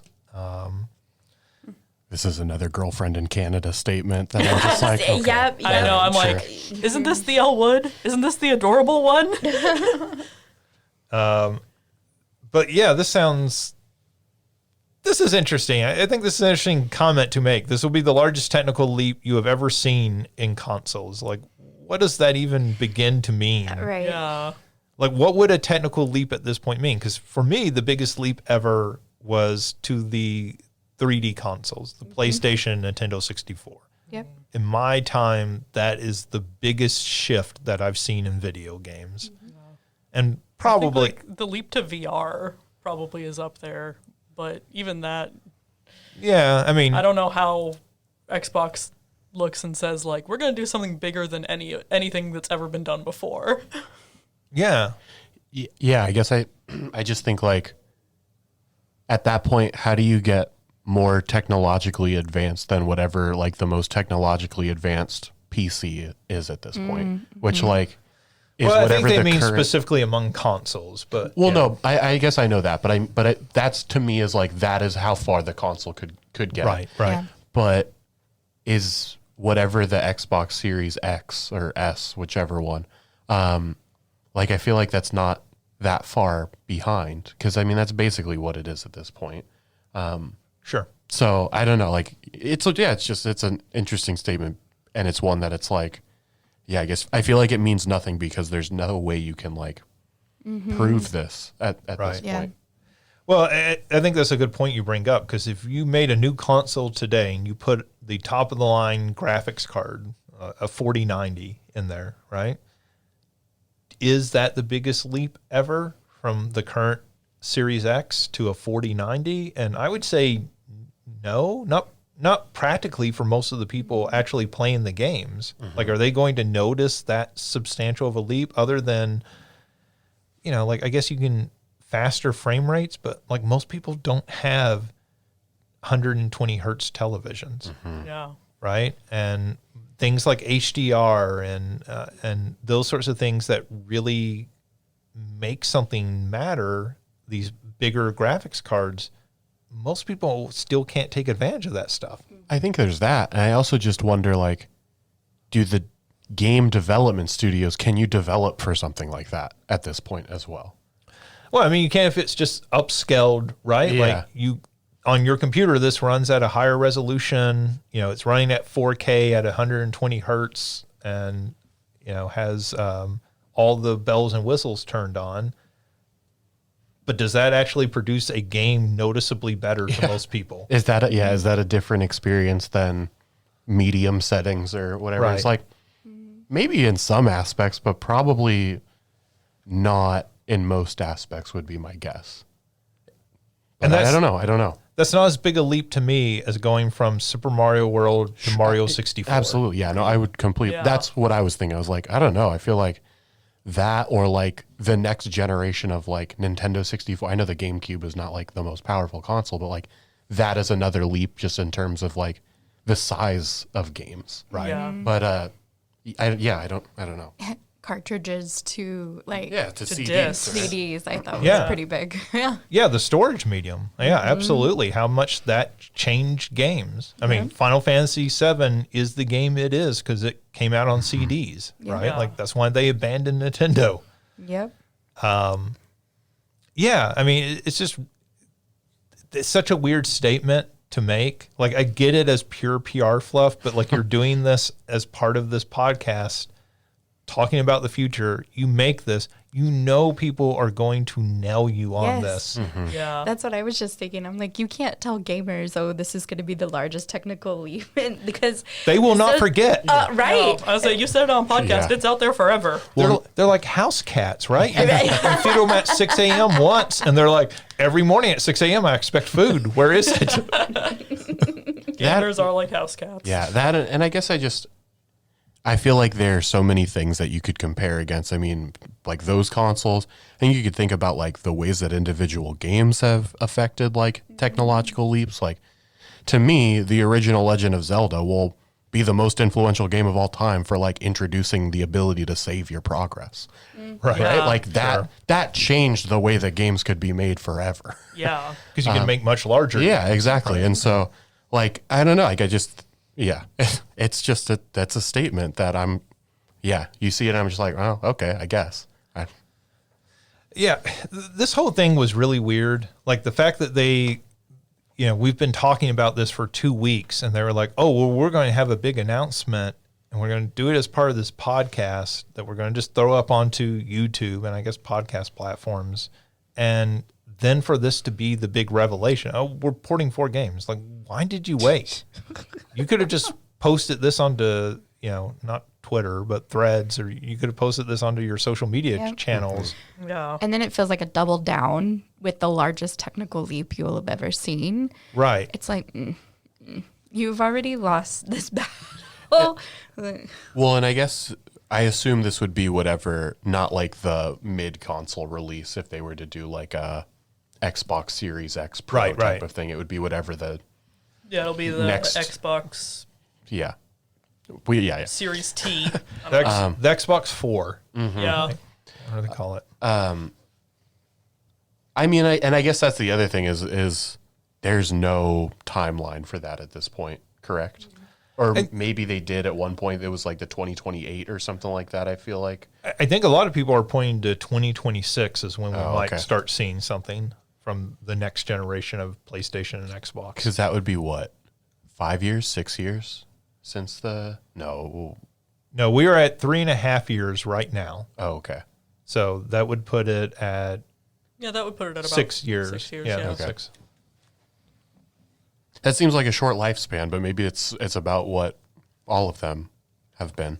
I think the last 2 console generations were about 7 years. Yeah. So if that's when we hear about it, maybe not when it's released, right? But maybe that's when we first get our news about these next generation. And I guess we're at, 6 years now for the Switch? 7 years now for the Switch? 7 years for the Switch. Switch came out 2016, I think. I think 2017. 2017. Spring of 17. Could be I was se- about to say, because I got it for my birthday. I just remember being in my first year of undergrad and watching people play Breath of the Wild and being like, holy cow. We'll move on to some comments from Sony because I think these tie together and get to a much bigger issue. So Sony's COO, Hiroki Tataki, wants to improve profits with more aggressive PC release strategy.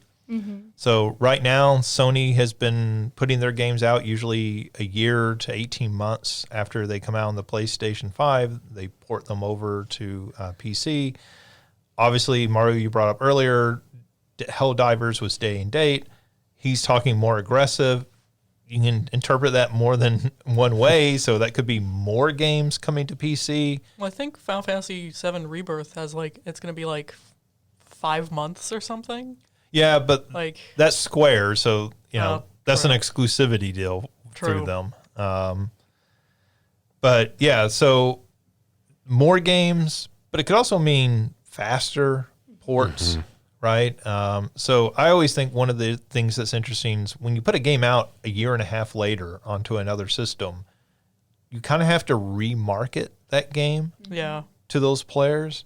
So you're spending money, whereas if you put it out, say, 3 months later, sort of what happened with Baldur's Gate 3 and the Xbox, people were still talking about that game, so you didn't have to like spend as much on marketing because it was like it's just out on Xbox now. For sure. So anyways, that was interesting. He also noted that studios need to improve, quote, when it comes to business. And so this seems to be an indication that the studios at PlayStation aren't thinking about making money as much, right? Like they're thinking of how do we make the best game maybe, and not thinking how do we increase profits for each one of these games that we put out. And so this is why I kind of wanted to wait. And I think this puts it into a more interesting context. We talked not that long ago that it came out that the budget for this, I guess it was part of the Insomniac leak, that the budget for Spider-Man 2 was more than any of the Spider-Man movies. It was like $290 million to make that game. Wow.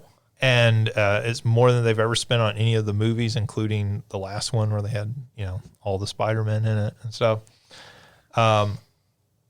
These games are insanely expensive to make. So if you're Sony and you're making something like Spider-Man 2, how do you ever begin to recoup that money, right? Like, it's one thing when you're Nintendo and you're making Mario Kart 8 and you sell 60 million copies of it, you'll recoup that money. But if you make Spider-Man 2, and I feel like the Spider-Man games sell like 20 million copies, 20 to 30 million, somewhere in that range. But like when you're spending 300 million, that's really hard to recoup that investment. And those games take longer to make, right? It's not like you're pumping one of those out every 2 years. Now you're spending 5 years in development making one of these games. You're spending $200 to $300 million. How do you ever begin to recoup that cost? And I think that's why you're starting to see Microsoft say, we've got to put these games out as many places as possible. How do we begin to recoup the cost of one of these games that we're making? Because we're spending so much money developing this.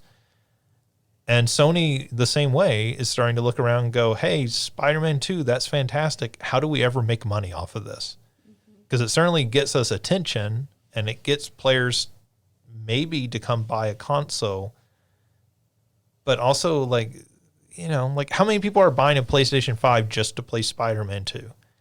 Like, I know you got it with your console when you bought it. I feel like doing that sort of explains why they do so many like console game bundles now. Sure, yeah.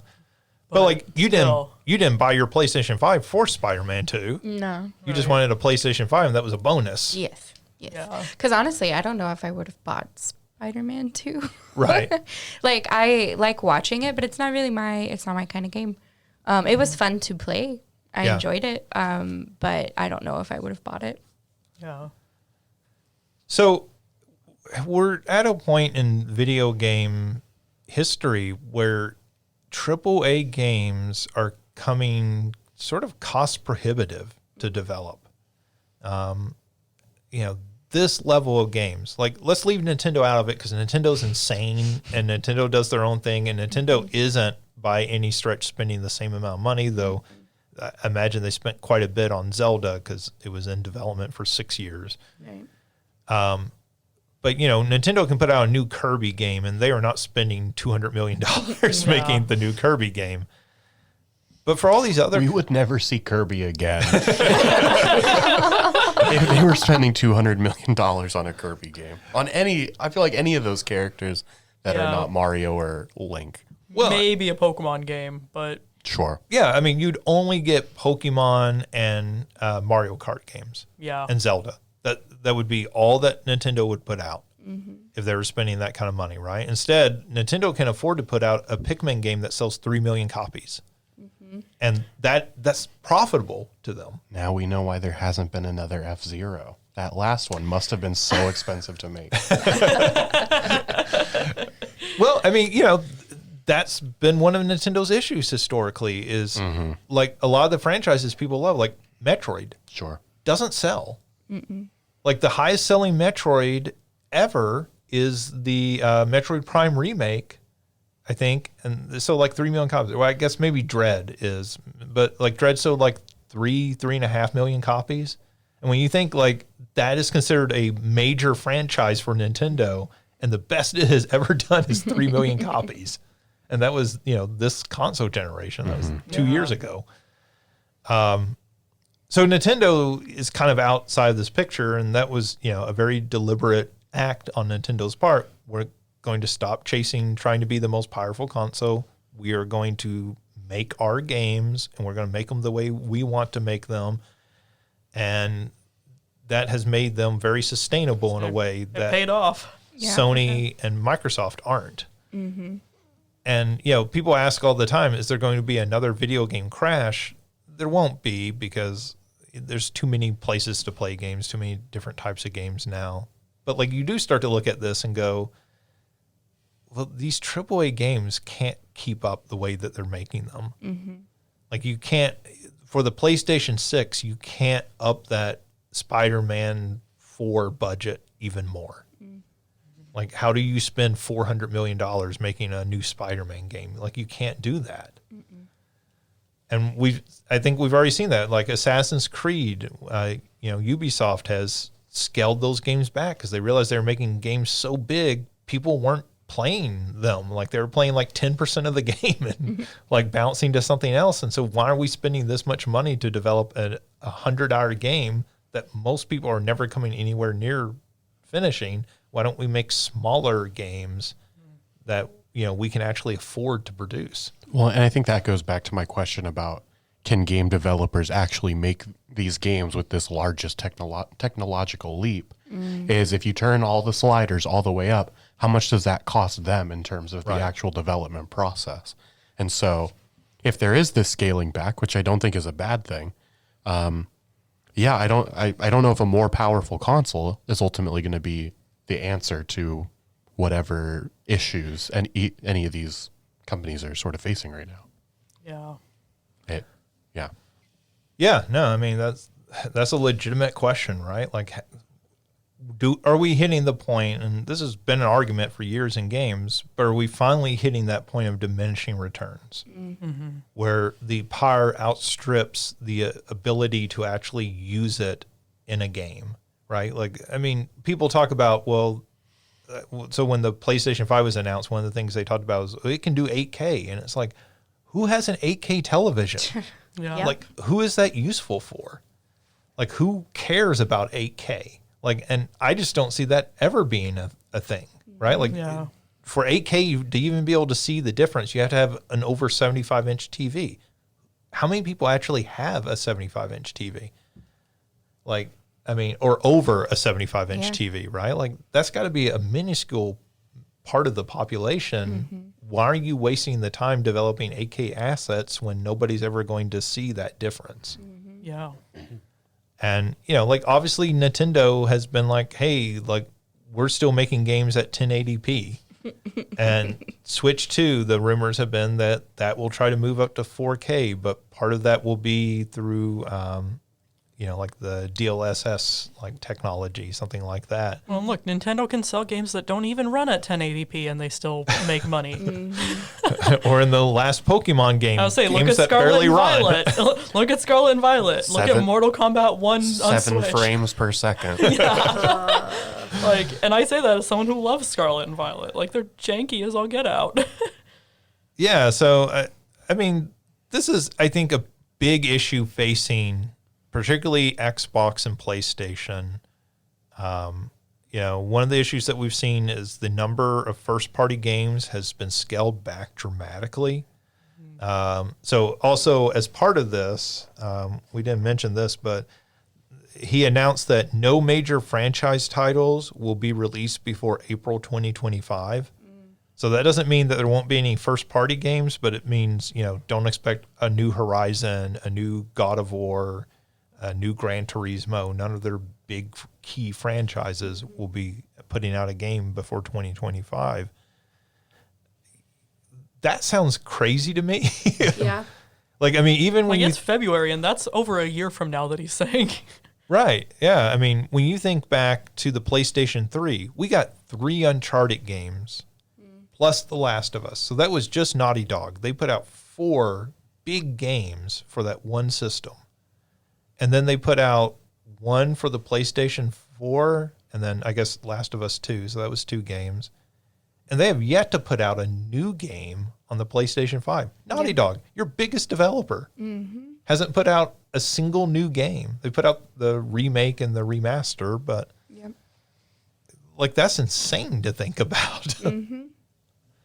It's crazy. People complain about there's only 2 Zelda games, but there's still 2 Zelda games on the Switch. Yeah. And Yeah. Plus, a couple of remakes and stuff like that as well. right. Yeah. The remakes, the remasters. Yeah, I know there's at least Skyward Sword. I feel like there's another one that I can't think of off the top of my head, but They did the Link's Awakening remake. Yeah. yeah.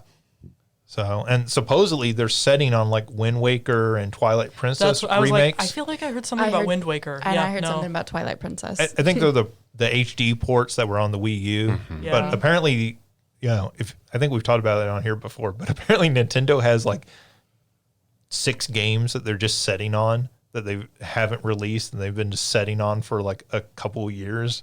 And their release schedule is so crowded.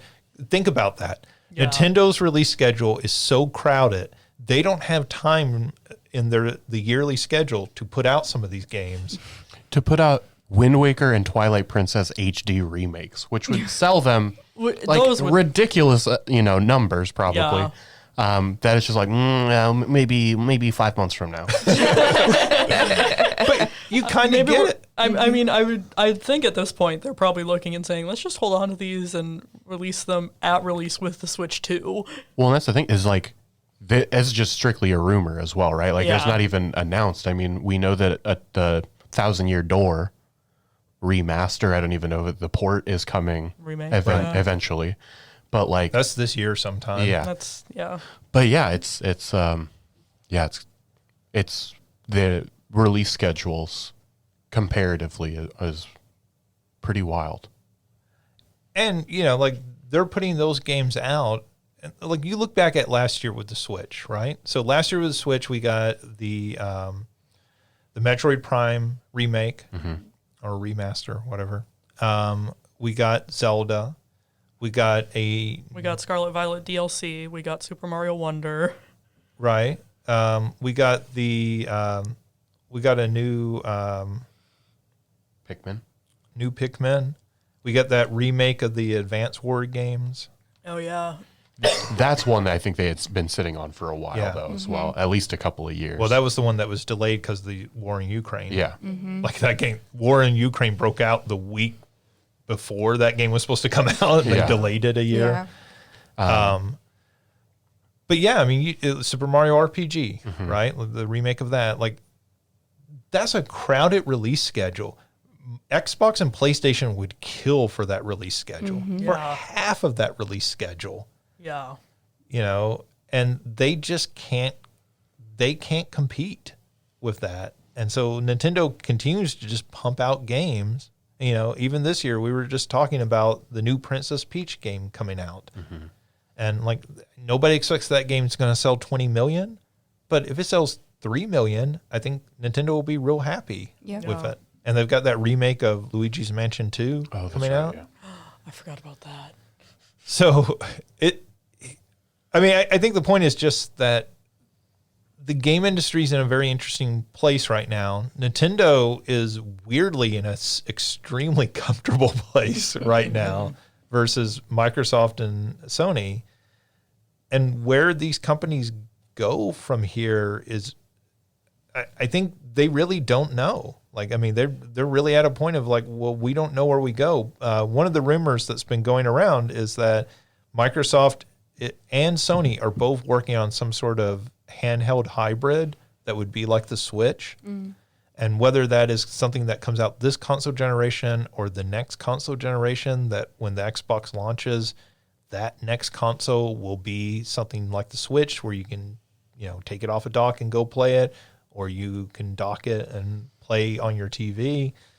That would be so odd to me. And I think, and I feel like the reason that feels so almost counterintuitive to the like ethos of those two companies is because they're like striving for this sense of power, right? Of like the power of our games, the power of our consoles.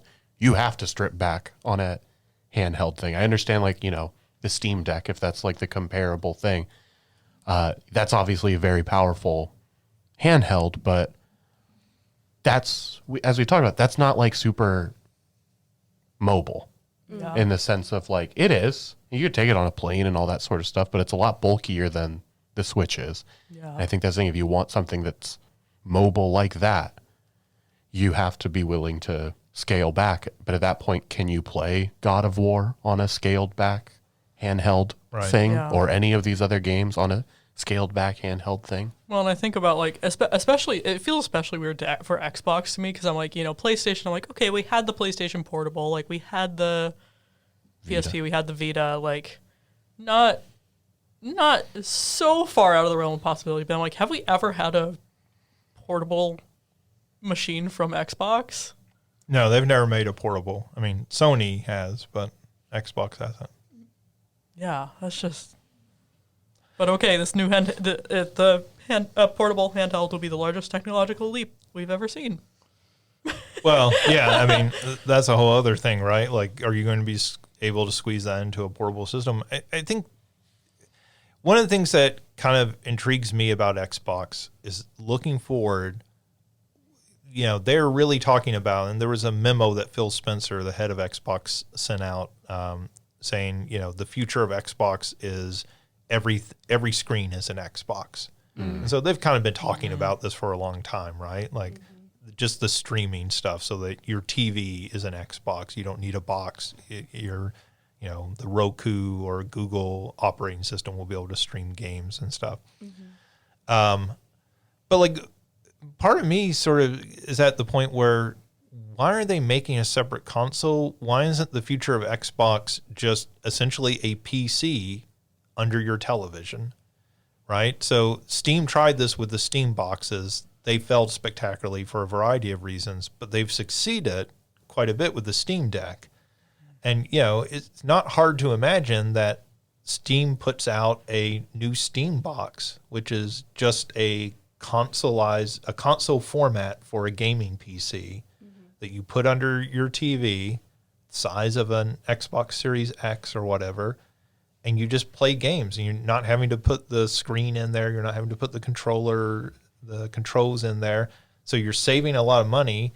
Plus, it's running off of AC power, so you're not worried about battery power. You can make it more powerful, right? At what point do they do that? Because if you're getting casual people to buy a Steam Deck, which I don't know if I still recommend that because there's issues with the Steam Deck.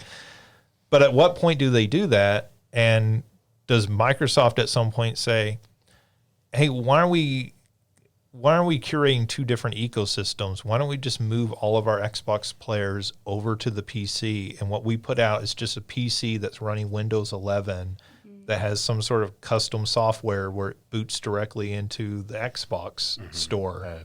And that's how you play games. Xbox app that's on PC, yeah. And like that's already happening, right? Like we're already seeing that with like the ROG Ally, like which is basically just running Windows 11, and it's in the form factor of a Steam Deck or a Switch. So at what point does Microsoft say that's just what we're going to do? Yeah. And at that point, do they release or put into that Xbox app on Windows the ability to emulate these older Xbox games? Like, yeah, people lose out if they have the hard copy games, but most people have digital copies anyway at this point. So if you have an original Xbox, if you have Fusion Frenzy in your account and you want to go back and play that, you can just play it on a PC. You don't need specialized hardware anymore to play that. And that to me seems like the future of Xbox. Because making this customized hardware doesn't seem to make a whole lot of sense at some point. Like, it seems like that's a whole lot of extra effort. And as you know, these consoles are just PCs now. Like, you know, they're not developing unique chips. They're just getting whatever NVIDIA is selling or ATI. Yeah, so that's a lot about the future of games and the current state of games. But like, I feel like this is significant, that what Xbox announced is not significant. The fact that they did it in the way that they did says to me that they know things are changing, that things cannot continue the way they are, that they're not being successful. So where do they go from here? And I think, you know, I expect they will put out new hardware in 2 or 3 years. But what that sort of format that hardware's in and what that means for the future of games, that's where I'm much more vague about it. But like, I really do sort of look at it and go, I think that next Xbox is just a PC running Windows. And maybe there's an app you launch to play older games. But like, I just don't see why make the extra effort at some point. Wow, we've talked a long time. So we do have a few other news items that I want to get through. Nintendo was rumored for a Nintendo Direct this week. That did not happen. The rumors are that may have been affected by the Xbox announcement, and they want it to kind of steer clear of that, and that it's been delayed till next week. We'll see. Nintendo never announces these things until like the day before. Yeah.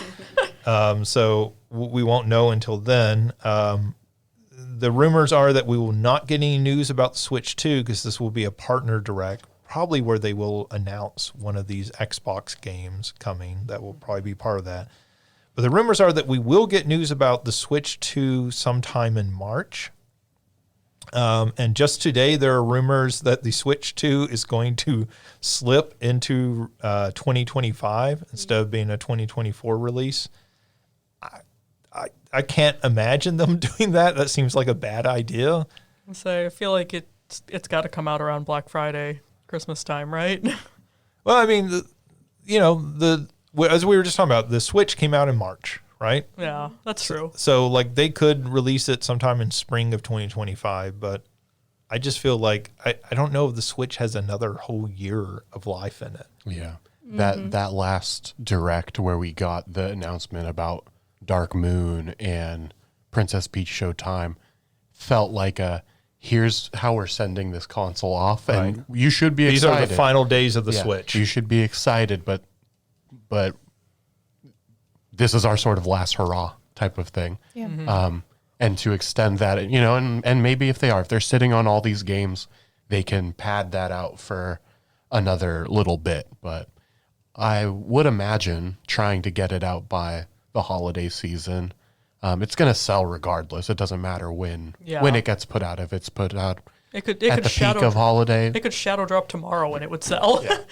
And I guess the only reason maybe not to put it out right around a holiday is what the availability will be. Is it, true. you know, thinking about how difficult it was to get PS5 PS5 or an Xbox, or during the, you know, sort of at the height of the pandemic, how hard it was to get a Switch. For that reason, I could see you would want like an earlier release window, maybe in the summer. So that makes sense. Maybe early 2025, and like we will definitely have enough by the time the holiday season rolls around for 2025. By Christmas, this will be on the shelves at Walmart. Yeah. Yeah, that makes sense. We'll see. I think we are going to hear something from Nintendo in the next week. I sort of just can't imagine, you know, we're not going to hear something about these Xbox games at the very least. Let's see. Disco Elysium studio, Zaum, has laid off about a quarter of their staff, and they have canceled an expansion to Disco Elysium. Of course, this was where, you know, this is a studio where they forced out the original creators, so there's been a lot of kind of bad blood there.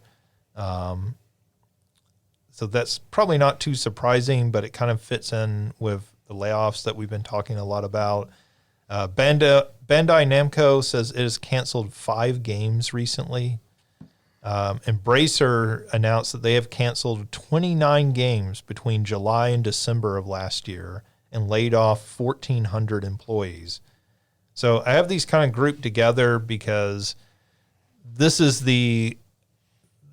finally putting numbers onto what all these layoffs mean. Mm-hmm. And what these layoffs mean are fewer games, right?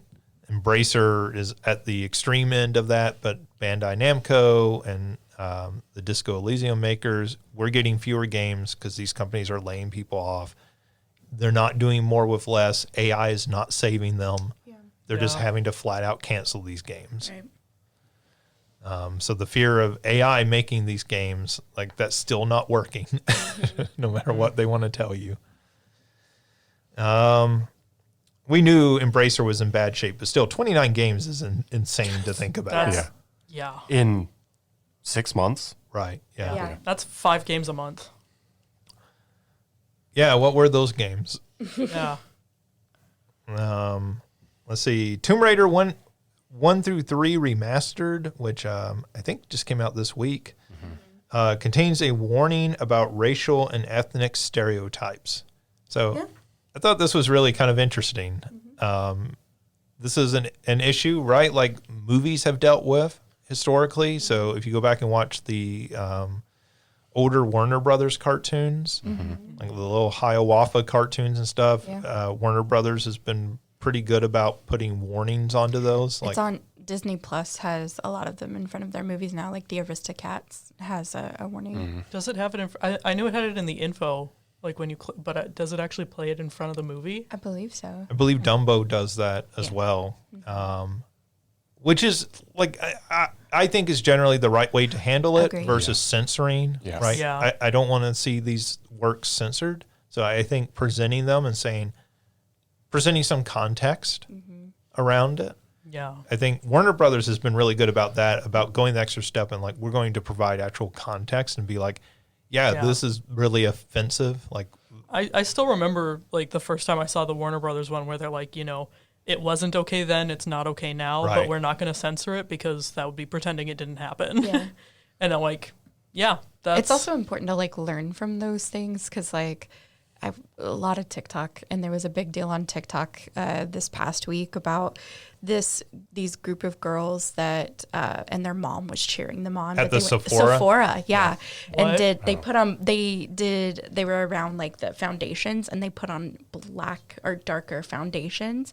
Were basically doing blackface, and their mom was cheering them on and laughing, and they were making like animal noises. Yes. Oh my. And when somebody went up and confronted the mom, she just walked away. It was one of the employees. To their credit, one of the Sephora employees went up and confronted them about it being inappropriate. Yeah. Wow. I don't even have words. Right. But it's one of those things that like it sucks for the girls because they're about to be canceled, so to speak, because of something their mom should have taught them, right? And I think that a lot of times, if it's not something that directly impacts your culture, you don't get taught about it. So like, what I think about, like, I bet my niece will not hear about blackface until I tell her, right? But not every girl and boy and other growing up in the South has a professor auntie that's going to come in and tell them about things they don't learn.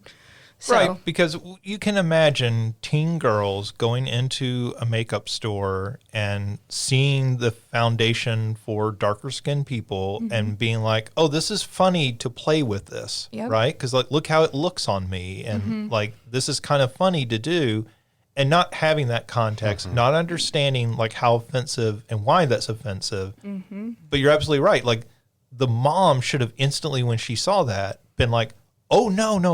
yeah. Like you can't do that. Because like, if a 13-year-old girl didn't know any better, didn't understand why that was offensive, I could be like, Now, once they start making the animal noises, right? There's no Yes, defending that. for sure. But like, I But, can see girls playing with makeup and not understanding Yeah. why it would be offensive. Well, and I've had plenty of conversations with people around, particularly I think of like language usage, Sure. where it's like, you don't understand how offensive that is because of the context you grew up in, and like, so, yeah, like we need that space to be taught that. We have to be taught to hate. We have to be taught to why the historical context is of things. But man, I mean, one of those is, and I talked to students about this. People saying when they got ripped off, saying I got gypped. And not even realizing that's a slur, right? Yeah. Not even realizing that's a reference to gypsy, which is not even the appropriate term to use, right? Roma. Exactly. And so like stuff like that, right? Like that's something people make that mistake because they just don't know any better. Yeah. A lot of times they're not meaning to be offensive, but you need somebody there to correct them, which, your auntie will be somebody good to do that often. But yes, those girls is kind of amazing, right? Like the fact that the mom was sitting there videoing it. And that she just walked off and left her daughter there next to the Sephora worker to like basically to have all the ramifications herself. and then to post it online like that. Oh, the person that was posting it online is somebody, it was somewhere in Boston. They were at a mall in a Sephora, right? And it was somebody that was there for, I think it was a basketball tournament or something. Okay. So it wasn't the mom posting it online. No. But she girls. was recording it and like Yeah, cheering them she was on. probably posting it on her personal Facebook. Yeah, or sending it to people. Oh my God, look at what so-and-so did. It's so funny. Shut up, Karen. Sorry, Karen. Sorry for the people actually named Karen. Yeah, so like this is interesting to see video games doing this as we get more into preservation of games and putting games back out. Like, how do we handle this? Is specifically most people seem to be pointing to a part in Tomb Raider 3 where you go to an island. The island natives are portrayed as very like unsophisticated, as cannibalistic and all that, right? So it's interesting to see video games doing this and trying to, again, contextualize the games, but also to provide, hey, this is not appropriate. Yeah. Mm-hmm. But we're not going to remove it. We're not going to change it because this is the way the game was made. And these are games that came out in the 90s. Yeah. People knew better, Yeah. right? Like, this isn't the thing where you can be like, oh, it's 1920 when we didn't know any better, which, even then you're right. Like, it wasn't okay then. It's not okay now, Yeah. but this is way too late to not know better. Yeah. Last bit of news here real quick. NVIDIA is now the third most valuable company in the U.S. behind only Apple and Microsoft. Wow. So they passed Amazon. They're more Dang. valuable than Amazon, more valuable than Google. Wow. And this is largely because, right, like during the... More valuable than Disney. Yeah, well, I mean, Apple could buy Disney tomorrow easily just with the money they have in the bank. Yeah, but just... You don't really realize how much bigger these tech companies are than like the content companies that we all think about a lot more. But yeah, the deal with this that I think is really particularly interesting is during the pandemic, right? Like you couldn't buy video cards because people were buying them for crypto. And now that the market has kind of dropped out on crypto, it kind of seemed like, oh, maybe this is bad for these card makers. But then AI came around. And so NVIDIA is making a killing off of AI. All these companies need their GPUs to do that AI computational work. And they are becoming an extremely valuable company. Where a few years ago, they would have been an easy acquisition target. In fact, like lots of companies are like, we don't want to get into that business. Now all of a sudden you see all these companies going, we desperately need you.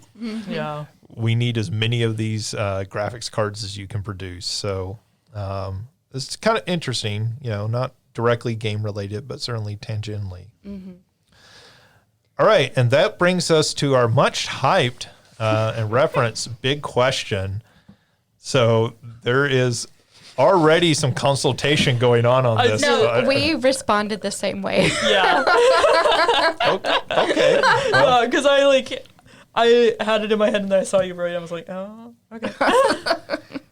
So it's Valentine's Day this week, 2 days ago, but lots of people didn't get to celebrate in the middle of the week. So we thought we'd celebrate today with sort of a classic question. This was actually inspired by a question we answered 2 or 3 weeks ago.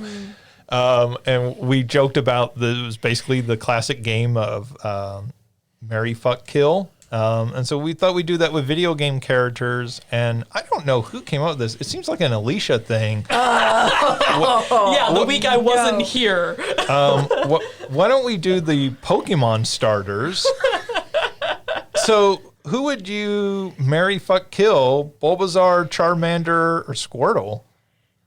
And Alicia, you are a resident expert on Pokemon.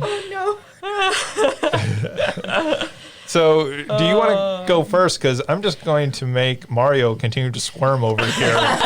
I know what my answer is.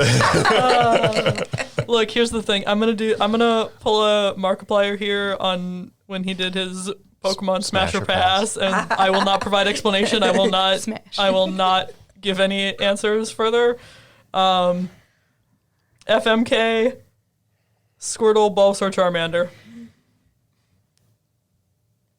Okay, so you're fucking Squirtle, you're marrying Bulbasaur, and you're killing Charmander. Yes, and Yeah. we had Okay. the same answer for probably different reasons. Probably.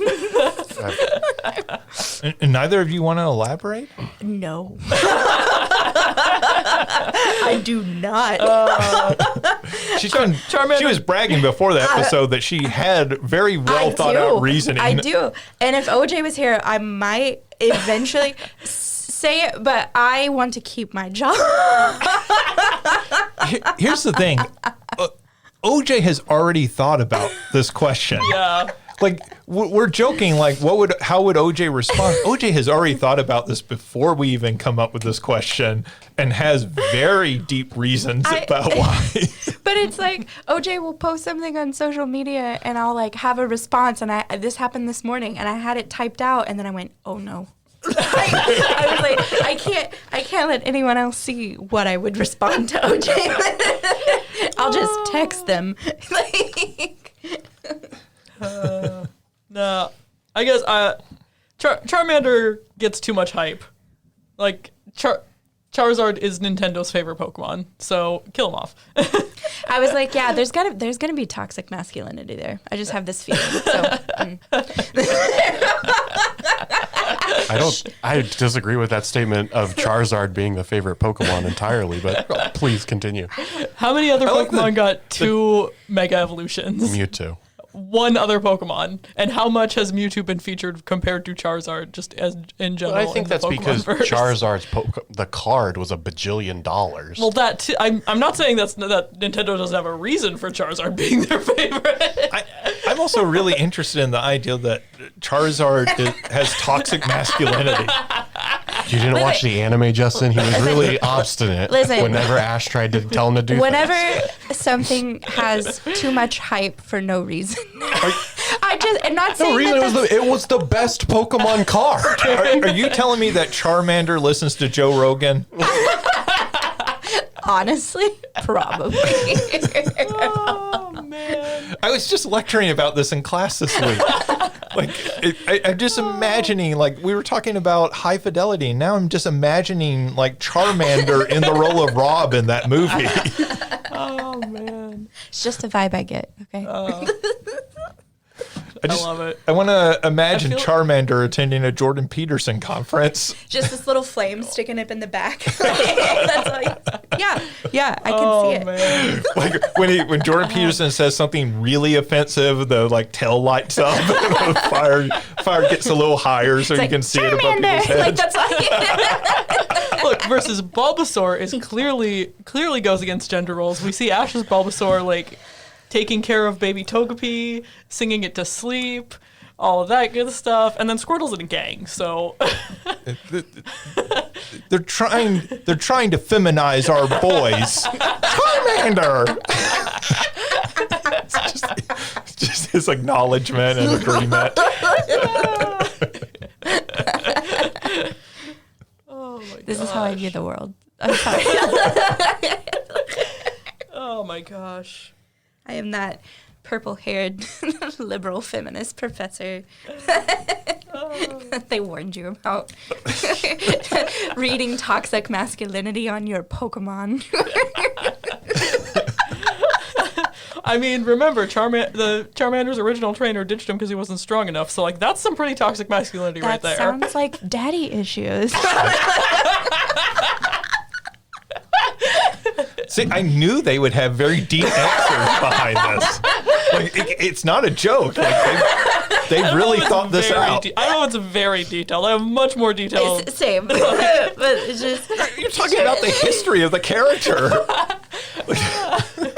See, and the reason that they're wrong is that Charmander was the toughest starter to start with. The Brock in the Rock Gym, and then Misty in the Water Gym. Like, Charmander, like, had to go through it. Bulbasaur had the easiest start. Bulbasaur can kick rocks. I don't give a damn about Bulbasaur. So the correct answer here is Bulbasaur, again, can kick rocks. Charmander is fucking, because that's, I'm not like, Squirtle was the first love. My first playthrough Pokemon Blue was Squirtle. So Squirtle is always going to be the one that I have to go back that's to. That's Bulbasaur for me, so that's fair. I didn't play Pokemon, so that's enough. Uninformed opinions. I have opinions about them just from aesthetics alone. I like remember. Did you ever see the video of there's a video that's this person showing Pokemon to their 90-year-old grandma and being like, what do you think they are? And like the only one I remember is she decides to call Charmander Hamilton. That's a good name. That's a good name. One of my friends that he's doing on Twitch right now as like a points redemption is he knows like Gen 1 Pokemon, but beyond that doesn't know much. And so he's drawing them from either a memory or based on what he thinks they should look like. Yes. And it's been very fun to watch. Yeah. Gen 1 was really the only thing I'm familiar with because I was babysitting a little boy in that time in my life. And that's also the best. yeah. I feel like it's the last time I played a Pokemon game was Gen 1. Yeah. Gen 1 games were held together with duct tapes and dreams, but darn it if they weren't my dreams. Well, I mean, I played Let's Go Pikachu, but that's a remake Yeah. of the Gen 1 game. So, all right. So I have some thoughts. I would like to point out, too, that if you have thoughts, and you had thoughts, so all of us had thoughts going into this for our reasons for the opinions. Alicia says, please do not target me with your comments. I never said that I didn't have thoughts even at the beginning. I was just like, what the fuck is this question, Justin? Hello? You all instigated this, I feel like. I was not here that episode. I'm pretty sure it was Justin that was like, this just sounds like Mary Fuck Kill. Yeah, it was. But I believe it was one of you who was like, well, we should do that question. We'll just do it later. We remember things differently. Well, it's a good thing there's a podcast to go back to and listen for evidence. I figured it was going to be like, Chris Redfield Yes, that's what I thought too. and Jill Valentine. Obviously, fuck Mary. Continue. Get along. I don't know. Oh my God. I think you do know. I don't know. Throwing Ada Wong. I don't know. Just throw her in there. Okay, but Justin, what are your thoughts? Well, okay, so I figure like you want a hot, spicy one night stand, you pick Charmander, right? So Fair. Charmander's the one that you fuck in that case. I think Bulbasaur. You're taking hot literally to literally. I think Bulbasaur, Some people right, are into that. is going to give you flowers. So like when it's Valentine's Day or it's your anniversary, like Bulbasaur will remember that and like always bring you flowers. So I think you're going to have a much healthier relationship with Bulbasaur long term. And then Charmander can die. No, you just. Squirtle. Excuse me, Squirtle can die. So we would all kill a different one. Like we have all the three scenarios. are dead by the end of this. Yeah. Well, the two of us have different. You two agree. Yeah. But all 3 are dead by the end of this. Yes, we will. We will kill all 3 Pokemon. No, we will fuck all 3 Pokemon. We will marry all 3 Pokemon. No. And not in that order either. Oh my word. There's no necrophilia. Don't bring that into this. None of these are ghost types. This is a very chaste conversation. None of these are ghost types. We're not going there. Oh my God. No, this is so funny because I was playing a game with a few friends. Please don't tell me last that. week. How is this relevant? Spaghetti brain. This is relevant. I was playing a game with a few friends where it was like one of those where you try to get people to guess. You spin the thing and then the pointer will be somewhere in the middle or on either end, and you draw a card for either end. And my friend drew one where he had to give he had to get his wife actually to guess where the pointer was for a range of sexy Pokemon to unsexy Pokemon. and what he said was ghastly. And she got it. It was like right towards the unsexy Pokemon, but not too far away from the middle. That is why they're together. I mean, people with similar kinks find each other. What can we Okay. Ta-da! I really am the new OJ, I think. No, because OJ could explain that to us. Okay, fair. Yeah, Ghastly makes perfect sense. Let me explain why. I will not. You can email us at Justin. Justin.young@siu.edu. Send your opinions on sexy versus unsexy Pokemon and on Specifically Ghastly. And if And on there's fan FMK. art that you have, I'm sure you would appreciate that as well. Look, that's on DeviantArt. You can definitely find that. So last week's episode it was titled Knuckles Feet Pics, and so here I am typing into Google Knuckles Feet Pics. Like, I need a picture, Knuckles feet, and then like, oh, did I find images? I hope you didn't do that I like hope at you had school safe search Wi-Fi. on. No. I hope you had safe search on. Well, it's okay. Just like, this is for a research project. Yeah, I study video games, you know?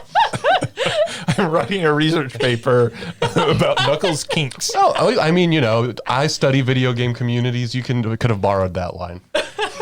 I mean, I feel like 3 of us like specifically study video games like as part of our job. So like, no, like, I mean, I've talked about it on here before. Like, that is the danger of studying pop culture. Yes. Yeah. Is that you're at work and you're searching stuff and you go, oh no. Yeah. Like, that's going to give me really weird results. I can't do that at work. Yeah. And the one paper that I have that I am still working on publication stuff is a game that like just has you peeing in a men's room. More on that we've talked later. about No, I'm this just one. kidding. Yeah. So it's even the games that I research could easily get me into trouble. It's like Shire with My Dad simulator. Yes, it's the same person. It's his next game. Mhm. Yeah. Like that. The tea room. Yep.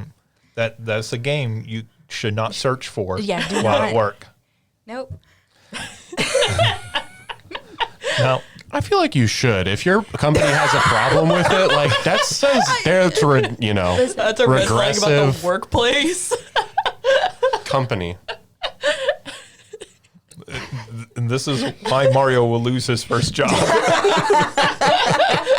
Mario just got a tenure track position. Mario has lost his tenure track position. Something about showering with your dad. I It's don't a know. video game. Like, I'm like, look at the screen. It's a video game. No, that makes it the worse. screen makes it sound worse. I suggest not bringing your laptop into Yes, like the but- dean's office and going, look at it. Because that person also, his second game was dildo jousting.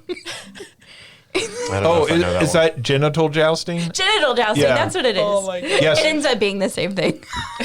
So I have that game. Is it right next to Gal Guardians on the same It's in the same folder. I mean, alphabetically, that makes sense. See? And- That's the only reason why I asked, obviously. Alphabetically. We were doing Playing for Pets, and I'm standing there and I'm making a list and like sorting games, and I'm like, no. That's a game we can't play. That would be inappropriate. Honestly, Twitch banned it. And that's part of the reason I wrote my paper is because, like, when you see any of the genitals in the game that I'm talking about, it's actually a gun. And the developer is like, well, Twitch will ban genitals. Twitch won't ban guns. Yeah. I mean, Gal Guardian should be banned. But, I mean, like, look, I think it's cool. A lot of the stuff that Steam allows, there's some weird, like, hentai type stuff on there but like, like, allow the adult games on there. Like, if people want to play those sorts of games, fine, let them play those games. But genital jousting was like a goofy game. Like, it's not as vulgar as it sounds. No, not at all. There's some other games that kind of take that idea and play with it. All right, I think we should probably end this I am episode. super interested to see what the rating for this episode is. If we have to give it like a T rating. Or I mean, I'm pretty sure this episode is getting labeled explicit. yeah. Don't call it genital jousting. Don't. We are going to call it "Don't Call It Genital Jousting."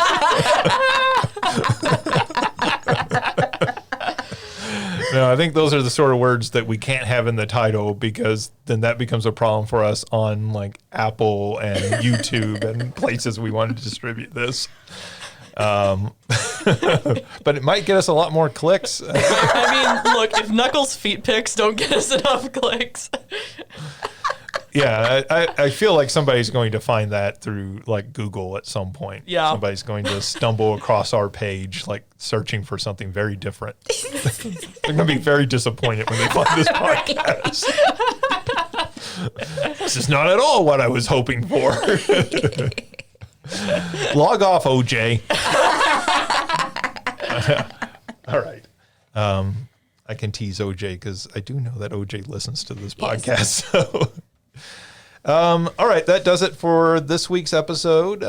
Thank you to Mario and Christina and Alicia for joining me. Thank you for everyone who's listening. Go out and enjoy some games. Stop stressing about the future of video games. We'll do that for you. Video games aren't going anywhere, so and Nintendo has like another 20 first-party releases for this year, so there will be plenty for you to play on your Switch. But we hope that you have a wonderful Valentine's weekend. If you haven't spent time with your sweetie, or even if you just are going to spend time with yourself, sometimes Valentine's is about loving yourself and that self-care. Do that this weekend, and we will talk to you again next week.